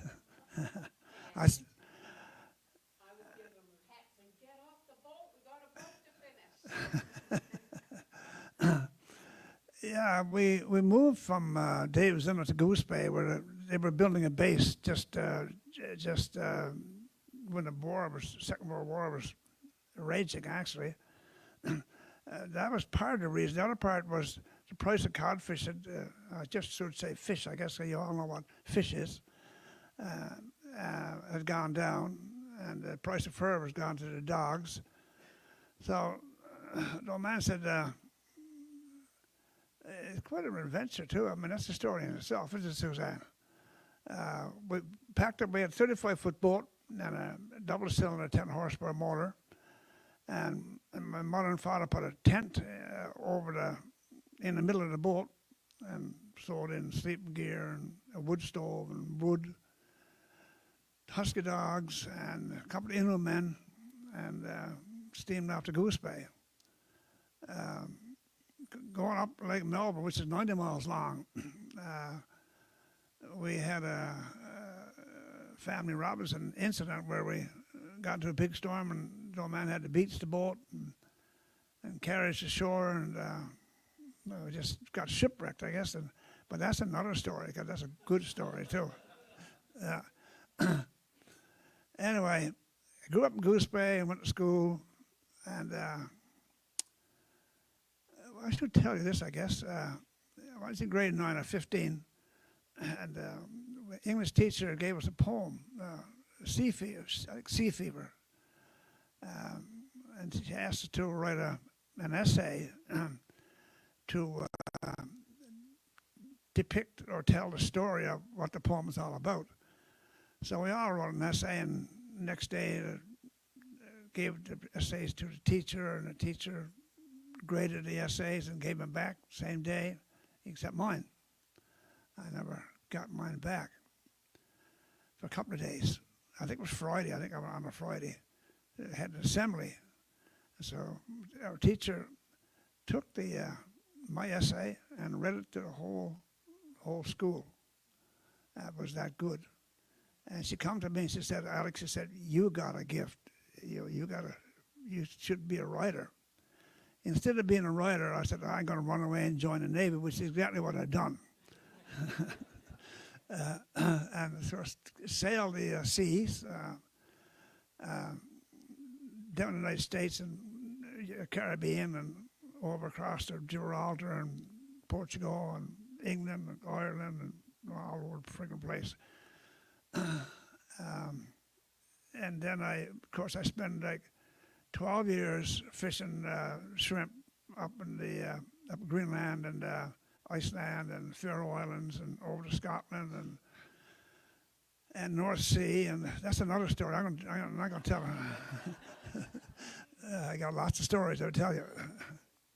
But anyway, I got into the Navy, and I was only like 22, I think, 23. I joined when I was 17. And I didn't stay home in Goose Bay very long, only a year. And I just wanted to find my true identity. But I mean, I was born in the Indian community. And my father had some Inuit blood, and my mother was half Inuit. So I just quite didn't fit in the white society in Goose Bay. I did a lot of fighting when I was young. But I think that's kind of Irish tradition, isn't it, Colin? Anyway, I wanted to find out who it really was. So I went back home on the coast, but the last steamer of the year, because I remember steaming into David's Inlet in the evening, late in the evening, and the water was glassy calm, and the land was white with snow. That was in November sometime. And I was just felt like, wow, this is the start. I'm starting to feel good about what I'm about to do. And that winter, I went from Davidson to Nain. That's 60 miles on dog day, all by myself. With a bunch of dogs that I didn't know and couldn't handle and didn't know what I was doing. I made it to Nain in one day and stayed there for the winter. And then I went caribou hunting with my cousin Wilfred Ford and slept in an igloo, and that was a wonderful experience. And so then I was, I was walking back from Nain to Davis Inlet, and I just happened to shoot at a seal from the land. I didn't kill it. Went under into the water under the ice. So I walked out on the ice. I said it might be dead. So I walked out on the ice, and I see all these bubbles all over the place. Just water just peasing up. And didn't pay any attention to that. Jesus. And then I realized, oh man, this is bad ice. And it was only me. No one knew where I was. I never even had a dog. So I started to creep towards shore, and I never made it. I went down to the ice, about 12 feet of water, and I dropped my rifle. Anyway, I managed to swim ashore and get up to the ice, and next couple of days I managed to thaw myself out. And then I had to go and get that rifle because there's lots of polar bears around, and they got no fear of man. So I put on a big bonfire upwind, and I stripped off, and I said, oh, I'll get in that water again to get that rifle. I had to have that. I knew I had to have that rifle, or polar bears probably eat me. So I dived down, and I got the gun and cleaned it up and got ashore. And I finally got home to David's Inlet after, well, I must have been gone maybe 10 months, I guess, 10 months. So we went fishing then with my father for the summer. I made a lot of money. I had a pocket full of money.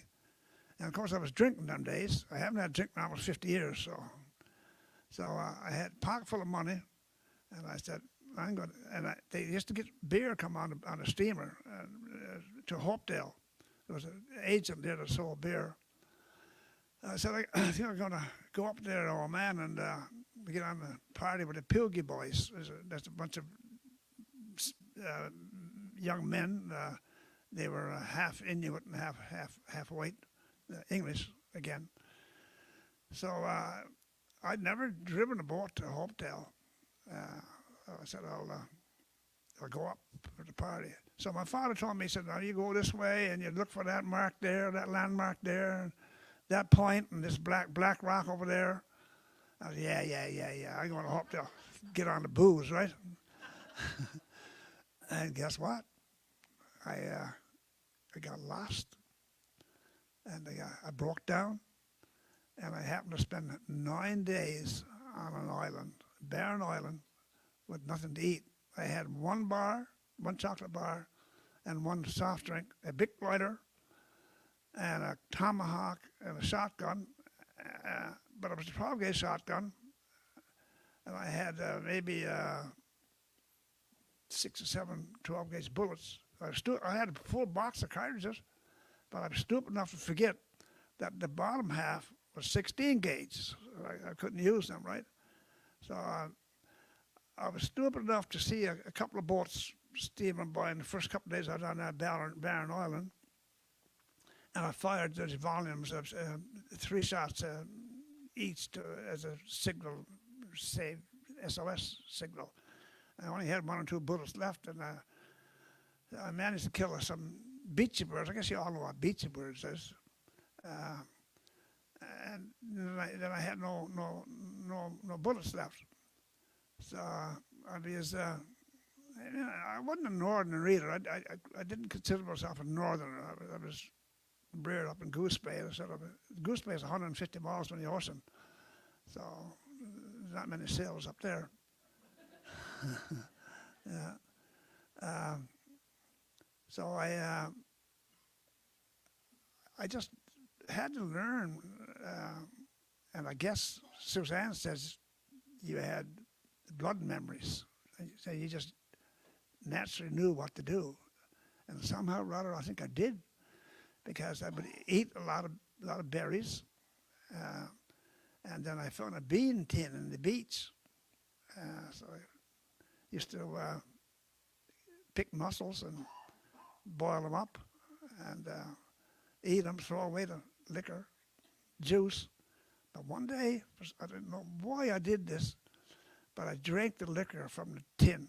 I drank it down, and man, what a boost of adrenaline! It must have been the salt, the nutrients in the fish. I don't know what it was, but it gave me lots of energy and a whole new outlook on my situation and a new perspective.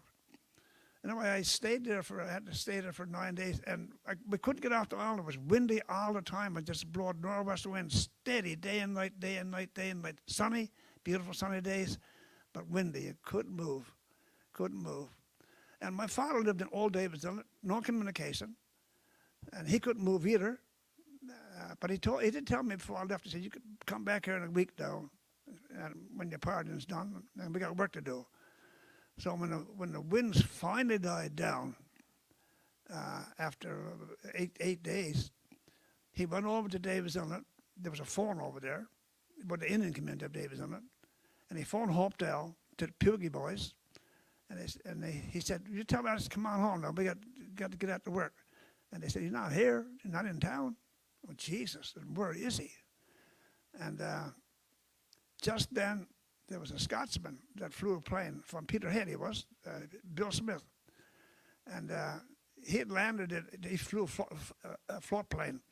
He landed in Davis Inlet and with the mail or something, but I don't know. So my father knew him and said, "Bill, can you fly the speedboat route?" He called it, and see if you could see Alex somewhere up there. Well, on the 8th day, the 8th night, I hallucinated, and I could hear people coming in the boat, and it was a wicked night too. It was raining and snowing and blowing a gale, and I had a shelter made, and it was comfortable enough. I kept the fire going all the time, and I could hear the people talking. I could hear the oars hitting the gunnels. I could hear the bow of the boat hitting the sand, the pebbles, and people talking. "Oh yeah, he's light us over there. I can see his fire." And I was so glad, right? I grabbed my flashlight and I went down in the dark and shined my light around where I heard the noise. Geez, there was no one there. So then I went up a little ways and shined my light, and no one there either. Oh, geez, that was a terrible feeling. Terrible. I was sure I heard these noises, these voices. So the next morning I said, to hell with this. I'm either going to go crazy on this island, not realizing I should wait for the weather to calm down, then somebody would look for me for shore, or I'm going to drown going ashore. And I had to row 4 miles. And the water was spring tide, high tide, low tide, real high. And then in the morning when I made the decision to either die on the island or drown going ashore, I had to put the boat up on myself, and that was quite a job. Anyway, I finally got off the island and got ashore, and then that night, just getting dark, my father and another man, Ralph Weber, showed up. And I found a tent. And when I got inside, the tent was up. I said, got it made. People and food. And I only ate natural stuff. I only ate mussels, clams that I dug up, berries and roots. And I'd make tea out of Labrador tea or different kinds of plants. So anyway, when I got to the tent, what another disappointment. One old dried up tea bag in there, nothing else, not a thing to eat, not a thing, man. Anyway, I wasn't there very long, and the plane flew over, zoom, this float plane. And then he circled, came back, and they dropped a puke bag with a bar in a note. And the note said, somebody will be along later on, or soon, something like that, to get you. And I waited, that was in the morning, and I waited all day, lots of hope, and nobody showed up until late that night. And of course, I was too stupid to realize that it was still blowing, but the wind was going down, the waves were going down, the lobsters going down, and just dark that evening, my father showed up. And then we finally got to Hopedale. And when I got to Hopedale, I had met a girl. I forgot to tell you that. I had met a girl.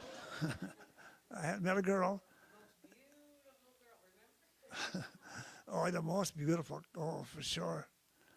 And I met her in Nain in the winter. And she said she's going to university to get a teacher's degree. And she wasn't from there, and neither was I. So, we got together. And she said, when you're ever in Hopedale, she said, come for a cup of tea. So now remember, I was on this friggin' island for 9 days. And I was going to go up and get beer. I had a whole lot of money. I was going to go up and get on the booze for a week anyway. And when I finally got there after being marooned for 9 days, the boat had just gone south with the girl. And the people had drunk all the beer. There wasn't not one beer in Hopedale to buy, not one. So, oh, man, it was hard going by.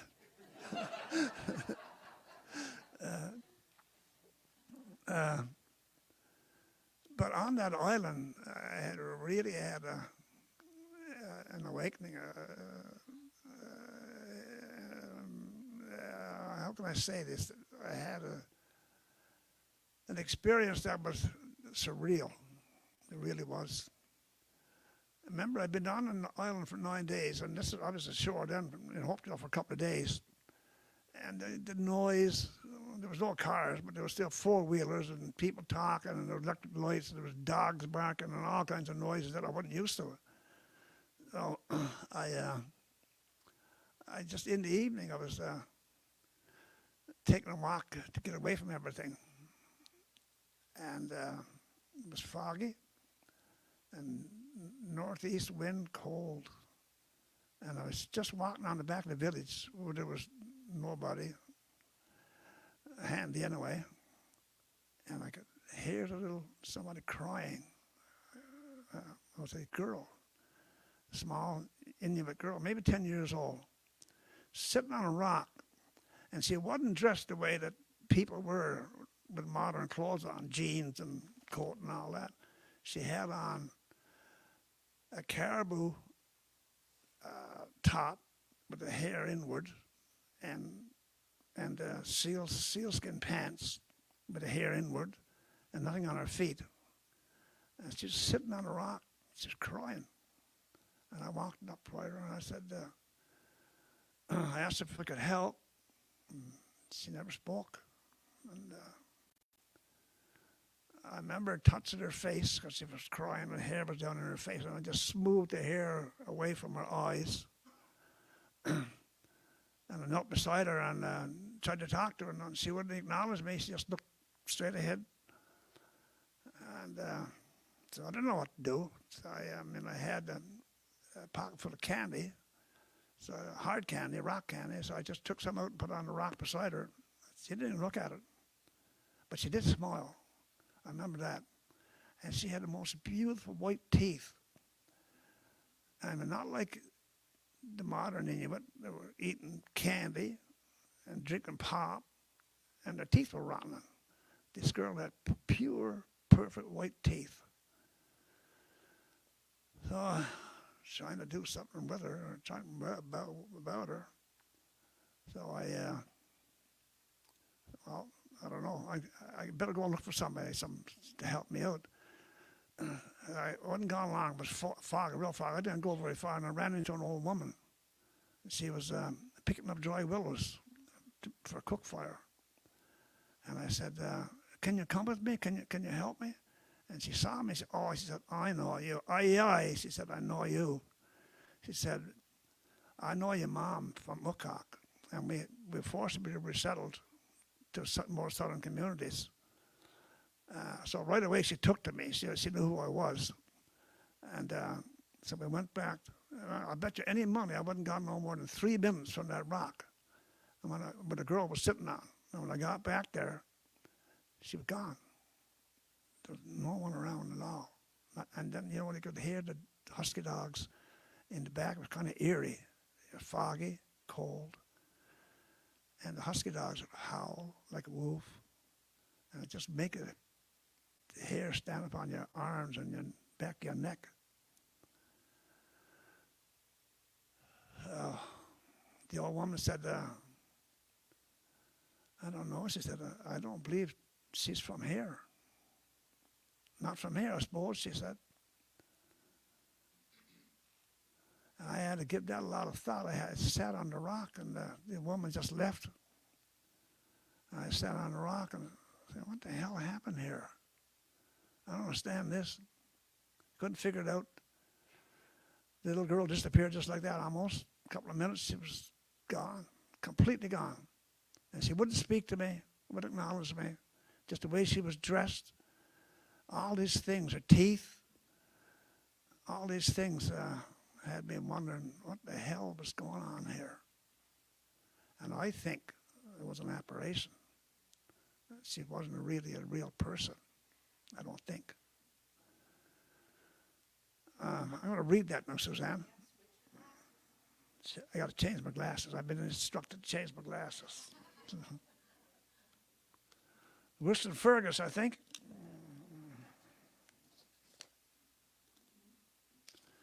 And this is what I wrote. I wrote the story, what I just told you. And this is where I think I should pick up from telling you what I did. Now I'll read to you a little bit. It's not a lot.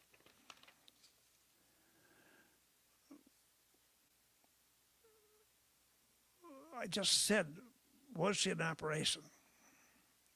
A figment of my imagination, or an ancient spirit that came to remind me of the deep wounds of a people, my people, and the tears that have yet to be unlearned.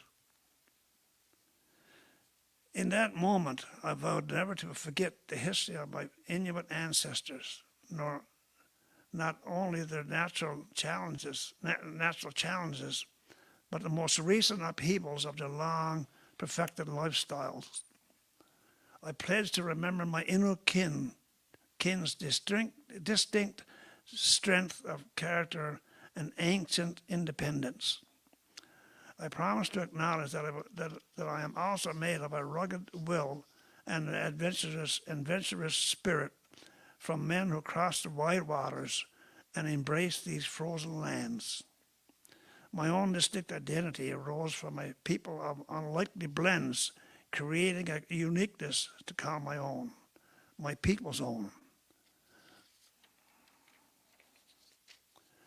These skills that have been developed by Inuit ingenuity and Innu individuality, combined with our Iron Men heritage, provided hope for accomplishment, and our singular perseverance guarantees it.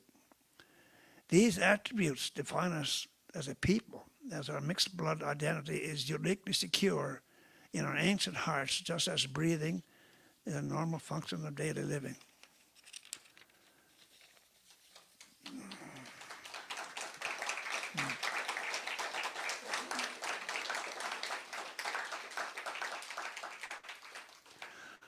Well, thank you for the applause and the acceptance. But this segment of my book is something that touches my soul still. And I've been writing this for the last 7 or 8 years. And Suzanne has put good text content to what I've been doing. And yes, I learned who I am from the things I've done up north. And I'm very secure in my own identity today. So I had some hard times, I tell you. I told the story at the rooms about running with a husky dog, 10 hours straight, no stop. It was tough enough, I can tell you, one time. So yes, and I know who I am. I'm pleased to be accepted as who I am. And Ms. Keepto there has added to my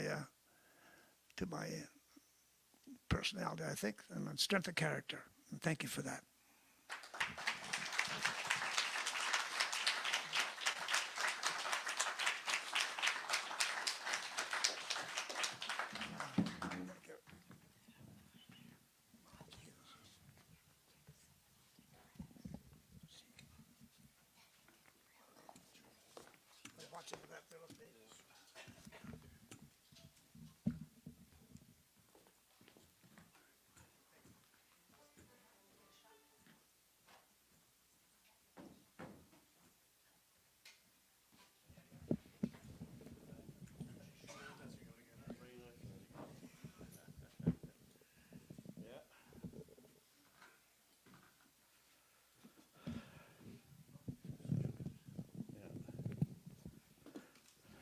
Alex, that was wonderful. Just, yeah.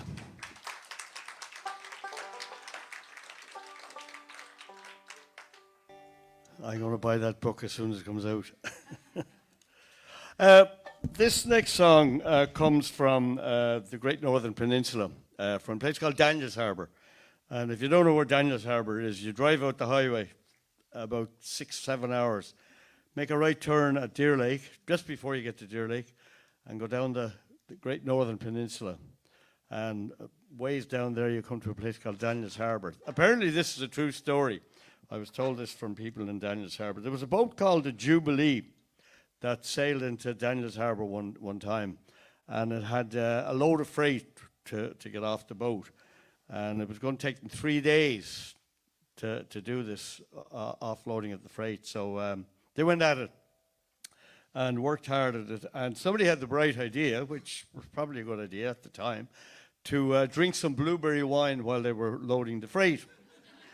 So that was all right. I suppose it gave them strength and fortitude while they were at the job of work that they had to do. But then after loading freight and drinking blueberry wine for 3 days, then somebody had the bright idea to go to the local dance. And they showed up at the dance, I'm sure, full of vim and vigor, thinking that they were God's gift to women and all this sort of stuff. But I don't think it worked out, because there's a great line in the song that goes, "There was many's a fine girl that danced there that night, said they'd never dance there anymore." So the only conclusion is they made a holy show of themselves when they got to the dance. Anyway, the song is called The Blueberry Ball.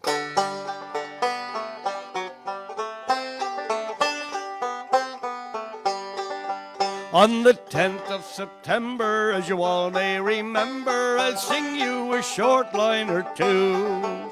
He stuck to the tiller like a girl loved a feller, a-pushing the Jubilee through. We went to Daniels Harbour, the truth for to tell, we was there on a rattling good time. We stayed there 3 days and we landed our freight. I tell you that we drank the wine. There was lots of strange faces that night on the floor, sure I never remember them all. The rattle and racket I never beheld, that night blueberry ball.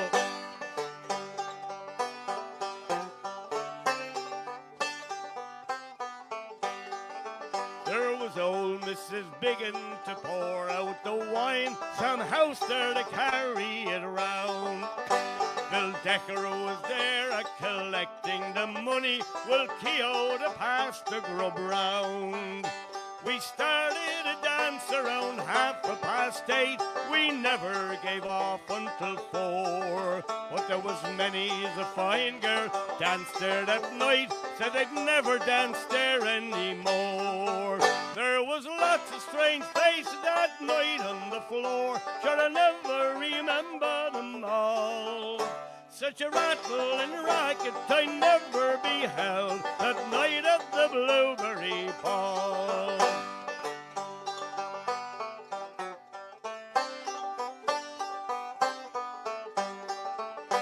We started a scoff about 2:30, and every man stood to his share.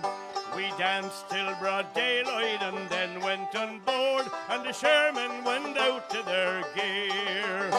So now to conclude, to finish my song, I hope I've said nothing astray. We'll haul up our anchors and reef for shank painters, prepare for a time in Bombay. There was lots of strange faces that night on the floor, sure I'll never remember them all. Such a rattle and racket I never beheld that night at the Blueberry Ball.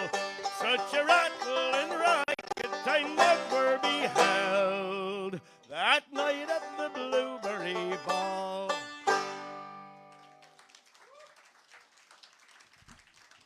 And apparently Sam House is the fellow who actually wrote the song. So it is a true story. Anyway, without further ado, please, can we welcome Colin back up to the stage, please?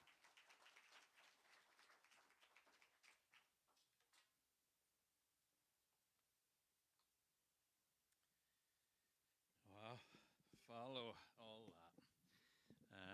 Wonderful stories, great songs. Dodgy mic stand.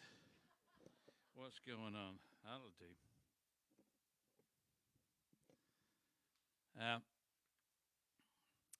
There are two wee islands about 4 miles off the shore where we live as you're going up north, up the Antrim Coast Road. And we call them the Maidens. There's been a lighthouse on one or other of those islands since 1829. And at one time, 2 keepers would have been ferried out from the port of Larne, about 5 or 6 miles out to this outpost of civilization. And they would have had enough provisions to stay there for a few weeks, but they were to stay for 2 weeks, but of course because of the weather and depending on the seasons and all the rest of it, 2 weeks could easily become 4, could become 6, could become 8. But they were always well provisioned. But anyway, at one time there was 2 keepers being ferried out. And one of them was a local man, a man by the name of McAllister, a local Glens man, a relation of my own mother's. And one was a Scotch man, settled in Donegal. And the commissioners of Irish Lights would often do that. They would bring relief keepers from other parts of the country. Well, these 2 men had been sent out to the Maidens Lighthouse with the intention of staying for a couple of weeks. But the weather turned on them, and of course 2 weeks became 4, became 6, became 8. But eventually the ferry came out of Larne with the 2 relief keepers and a lot more gear and provisions to replenish the lighthouse. And when they got out to the lighthouse, they were surprised that the 2 keepers who had been there for such a long time weren't down on the quay anxiously waiting for them. Of course, there was no communications in those days. And they landed all their gear onto the wee quay, such as it was. And when they had it all landed, then they began to take it up to the lighthouse. And a strange sense of foreboding weighed on them. And then when they got to the lighthouse, the door was lying wide to the wall, which it never should have been. And they went in to that lighthouse. And when the two relief keepers and the ferryman went in to the mess, what those men witnessed that day stayed with them till they went to their graves. For there, sitting at the table in that wee mess room, was the one they called McAllister. His skin was discolored, purple, yellow. He had a cut over his right eye and a gash on his scalp, and his nose had been broken. And he was as dead as a nail. Where was the Scotchman? The two keepers, they went up to the light. No sign of him. They searched the quarters. No sign of him. And then they began to search out round the curtilage of the lighthouse and the outhouses. And everything was as it should have been there. Oilskins were hanging in their sea boots. Nothing was out of place, except there was a seal's skin hanging in one of the sheds. And so then they started to search out around the rock. And it didn't take them long to find the Scotchman wedged in between two big rocks. He was soaking to the skin, almost dead with exposure. And he was ranting and raving like a madman. Well, they got him oxtercogged back into the lighthouse. They lit a wee fire in the stove, for it was out. And they got him stripped of his soaking wet clothes, and they put warm blankets over him and his feet into a basin. And they made a drop of tea, and they tried to get some warm food and liquid into him and find out what had happened. But not a single word of sense could they get out of that man, and not a morsel of food or a drop of anything could they get into him. And what could they do? There was McAllister, dead. The Scotchman, raving like a madman.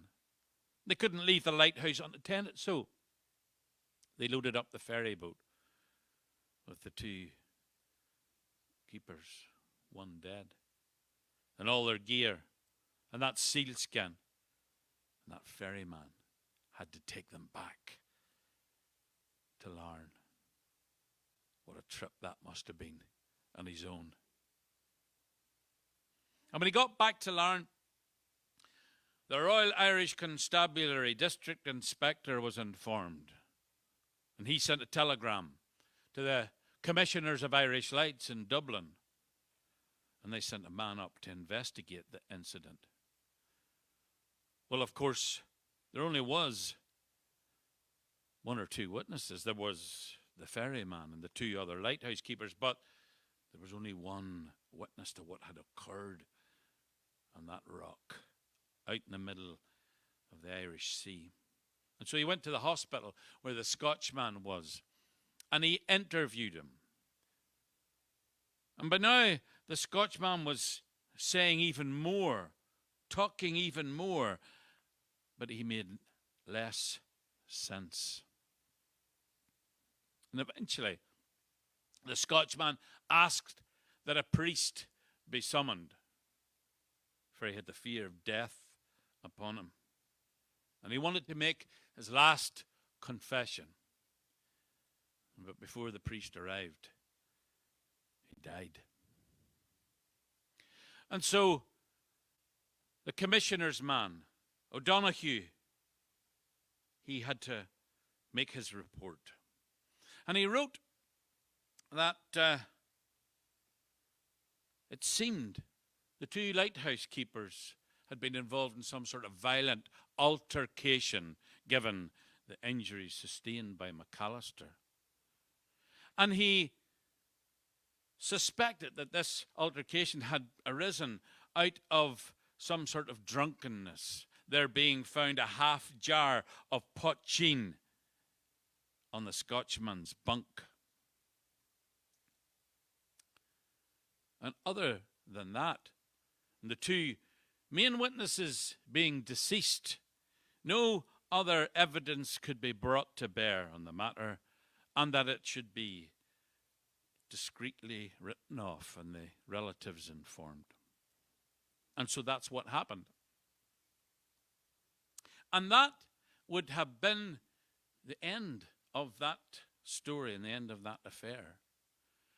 Except that many, many years later, O'Donoghue, the man from the Commissioners of Irish Lights, now retired, was on a tour around the coast of Ireland. And he found himself in the glens of Antrim. And he went into a little hostelry late one evening, just as it was getting dark, for somewhere to take shelter, get some food and a drink. And there were a few old men, old fishermen, locals, in this hostelry, and an old woman of the road sitting in a wee nook by the fire, which wasn't uncommon in those days. And when the door opened and O'Donoghue came in, they looked at him. Stranger. Come in, stranger, you're welcome. That's a wild night. Come in. Put your feet up to the fire there. You take a wee drink. And before O'Donoghue knew it, he was sitting with a whiskey on the table in front of him. And O'Donoghue accepted their hospitality, but he said, I'm not exactly a stranger in these parts. Oh, are you not? Have you ken here about, sir? No, nothing like that. I had occasion to visit here once, many years ago. Oh, did ye? And what was that? And another whiskey was brought. And whether it was the whiskey or the genial company or the passage of time, but O'Donoghue began to tell them the story that I've just told you. And they listened in silence and with great interest. And some of them even remembered. And when O'Donoghue had finished, there was a bit of a silence. That's powerful. That's powerful, said one of the old fishermen. But here, tell us this here, Mr. O'Donoghue. Take another wee drink. Tell us this. That time you were in the hospital talking to the Scotchman, what exactly did he tell you? It was the ravings of a madman. A lot of damned nonsense, said O'Donoghue. Aye, but what did he say? Well, if you must know, he said that he had consumed some poteen and was feeling restless. And he went for a walk around the island to see what the weather was doing. And as he went out round the rocks, the sun was going down behind the Antrim hills. And he thought he saw a girl down by the edge of the water. And she was naked. And he went forward. And then he found a sealskin. And he says to himself that he had found a silkie, a seal woman, as the Scots call them, silkies. A creature, half woman, half seal, if you can believe such nonsense. And he took the young girl roughly by the arm And with the seal skin in one hand and the young girl in the other, he went back up to the lighthouse. She begged to have her seal skin returned to her, that she might go back to the sea. The Scotchman refused. But when he came to the lighthouse, he met McAllister standing in the doorway. "What have you done, man?" said McAllister. "I have bagged us a selkie. And since we're marooned out here, we might as well take advantage of our good fortune. Let me by." McAllister stood his ground. He said, "Unhand that poor girl. Give her that pelt back. You'll bring a curse down on the both of us." Well, the Scotchman went to barge on past him again. And this time, McAllister, as is the nature of that clan of folk, lifted his fist and he thumped the Scotchman. And the two of them fell to, kicking and punching and cursing one another. And they were both big men and well matched. And they fought for 20 minutes or more. And then the Scotchman seen a boat hook lying against a curtilage wall. And he reached for it. And he was about to play swipe at McAllister when he felt this pain in his back. And the wind was knocked out of him.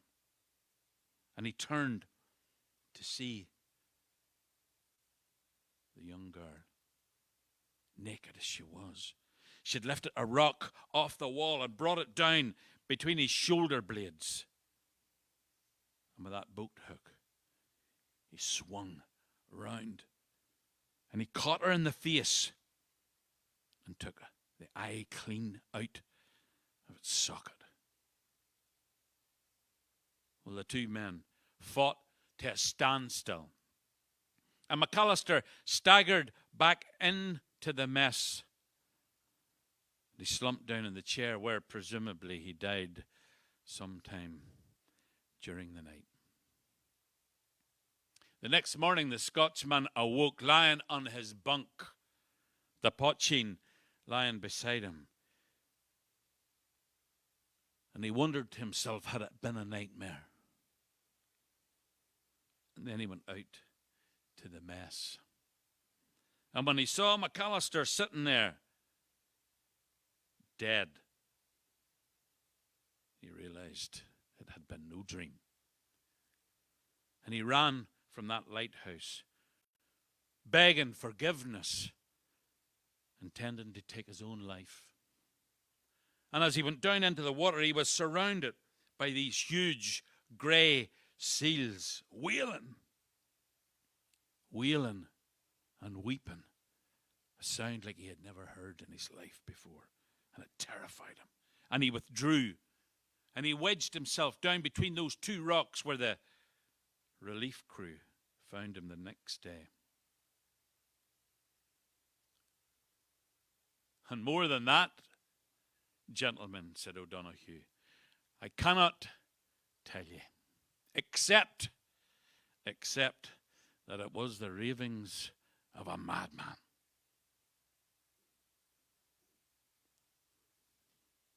And then one of the fishermen said, that's a powerful story, Mr. O'Donoghue.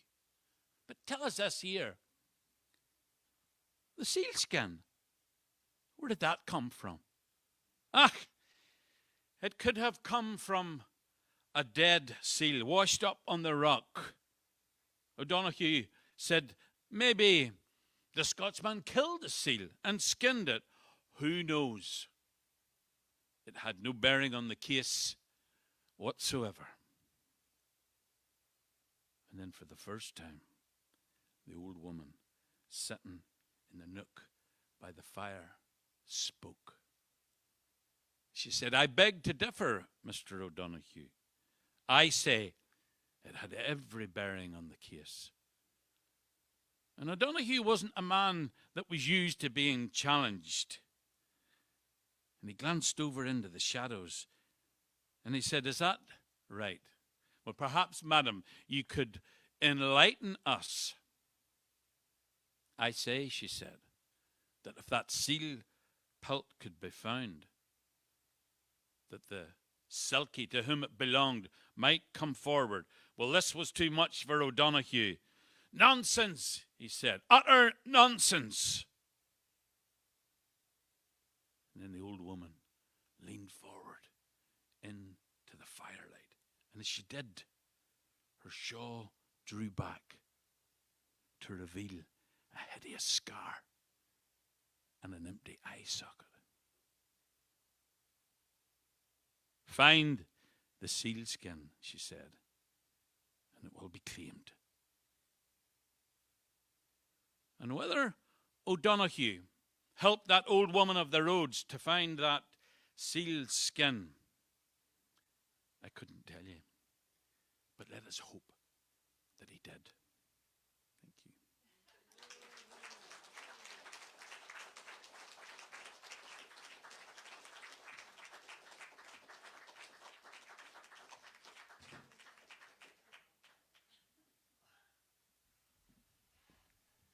Yeah, scary stuff. But true. Anyway, I've just got one more song to close out the evening before we all go home. But thank you so much to Colin and Michelle and Alex for their wonderful, wonderful stories tonight. How about a great big round of applause, please?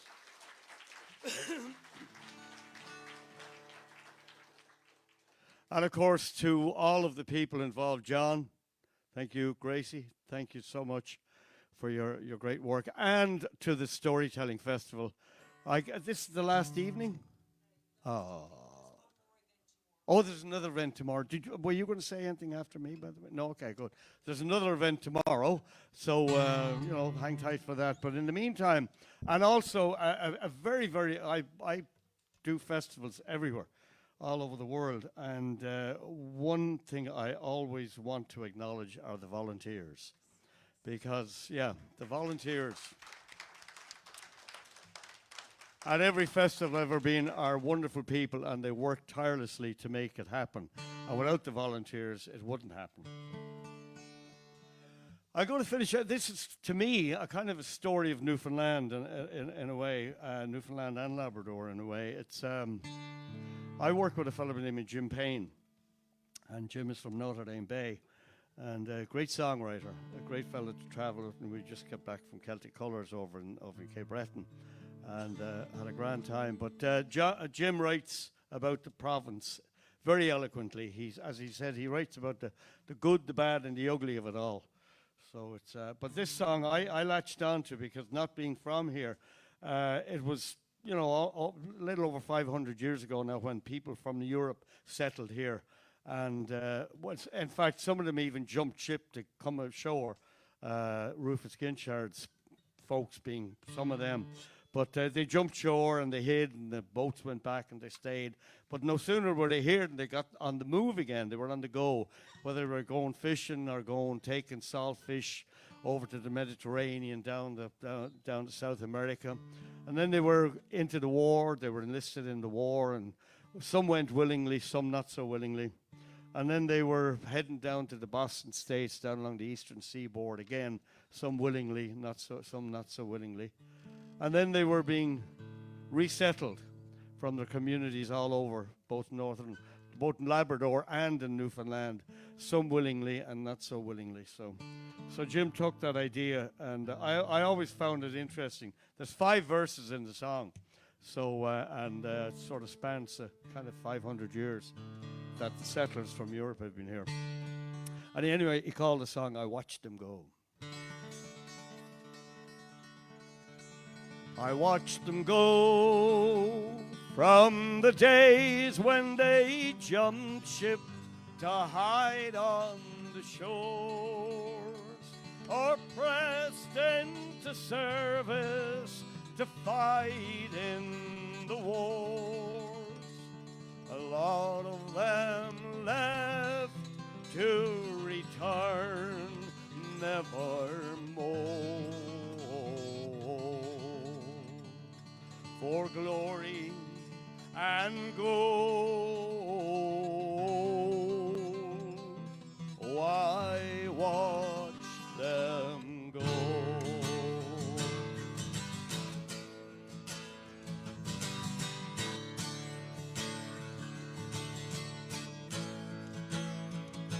watch them go to sea all their lives, to fish and to trade.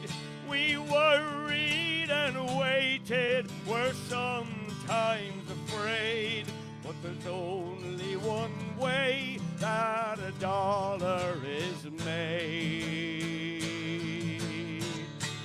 by a laboring soul. And I watched them go.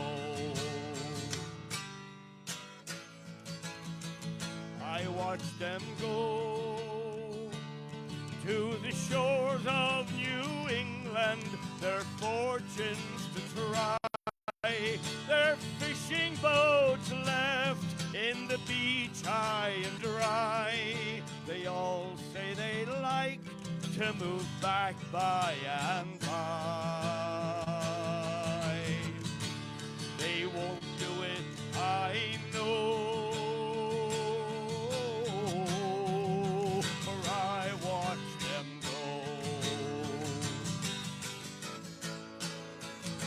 I watch them go, forced from their homeland, a living to make, some bitter tears shed as they pulled up the stakes, but some couldn't wait just to make a clean break. It's no life on the door, and I watch them go.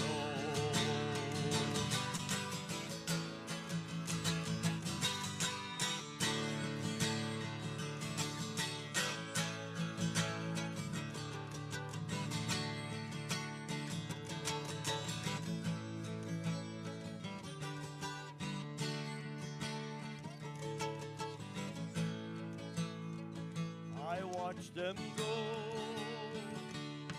They pass by my door just to bid me adieu, chasing their dreams, hoping one will come true.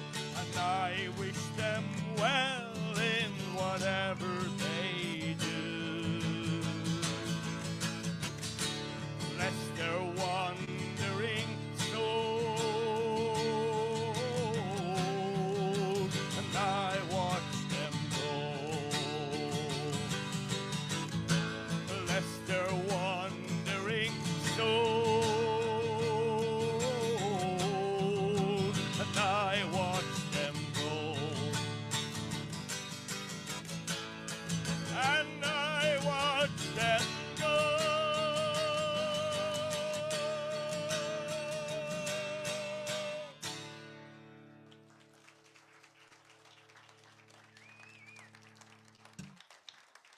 Thank you very much, folks. I changed my mind.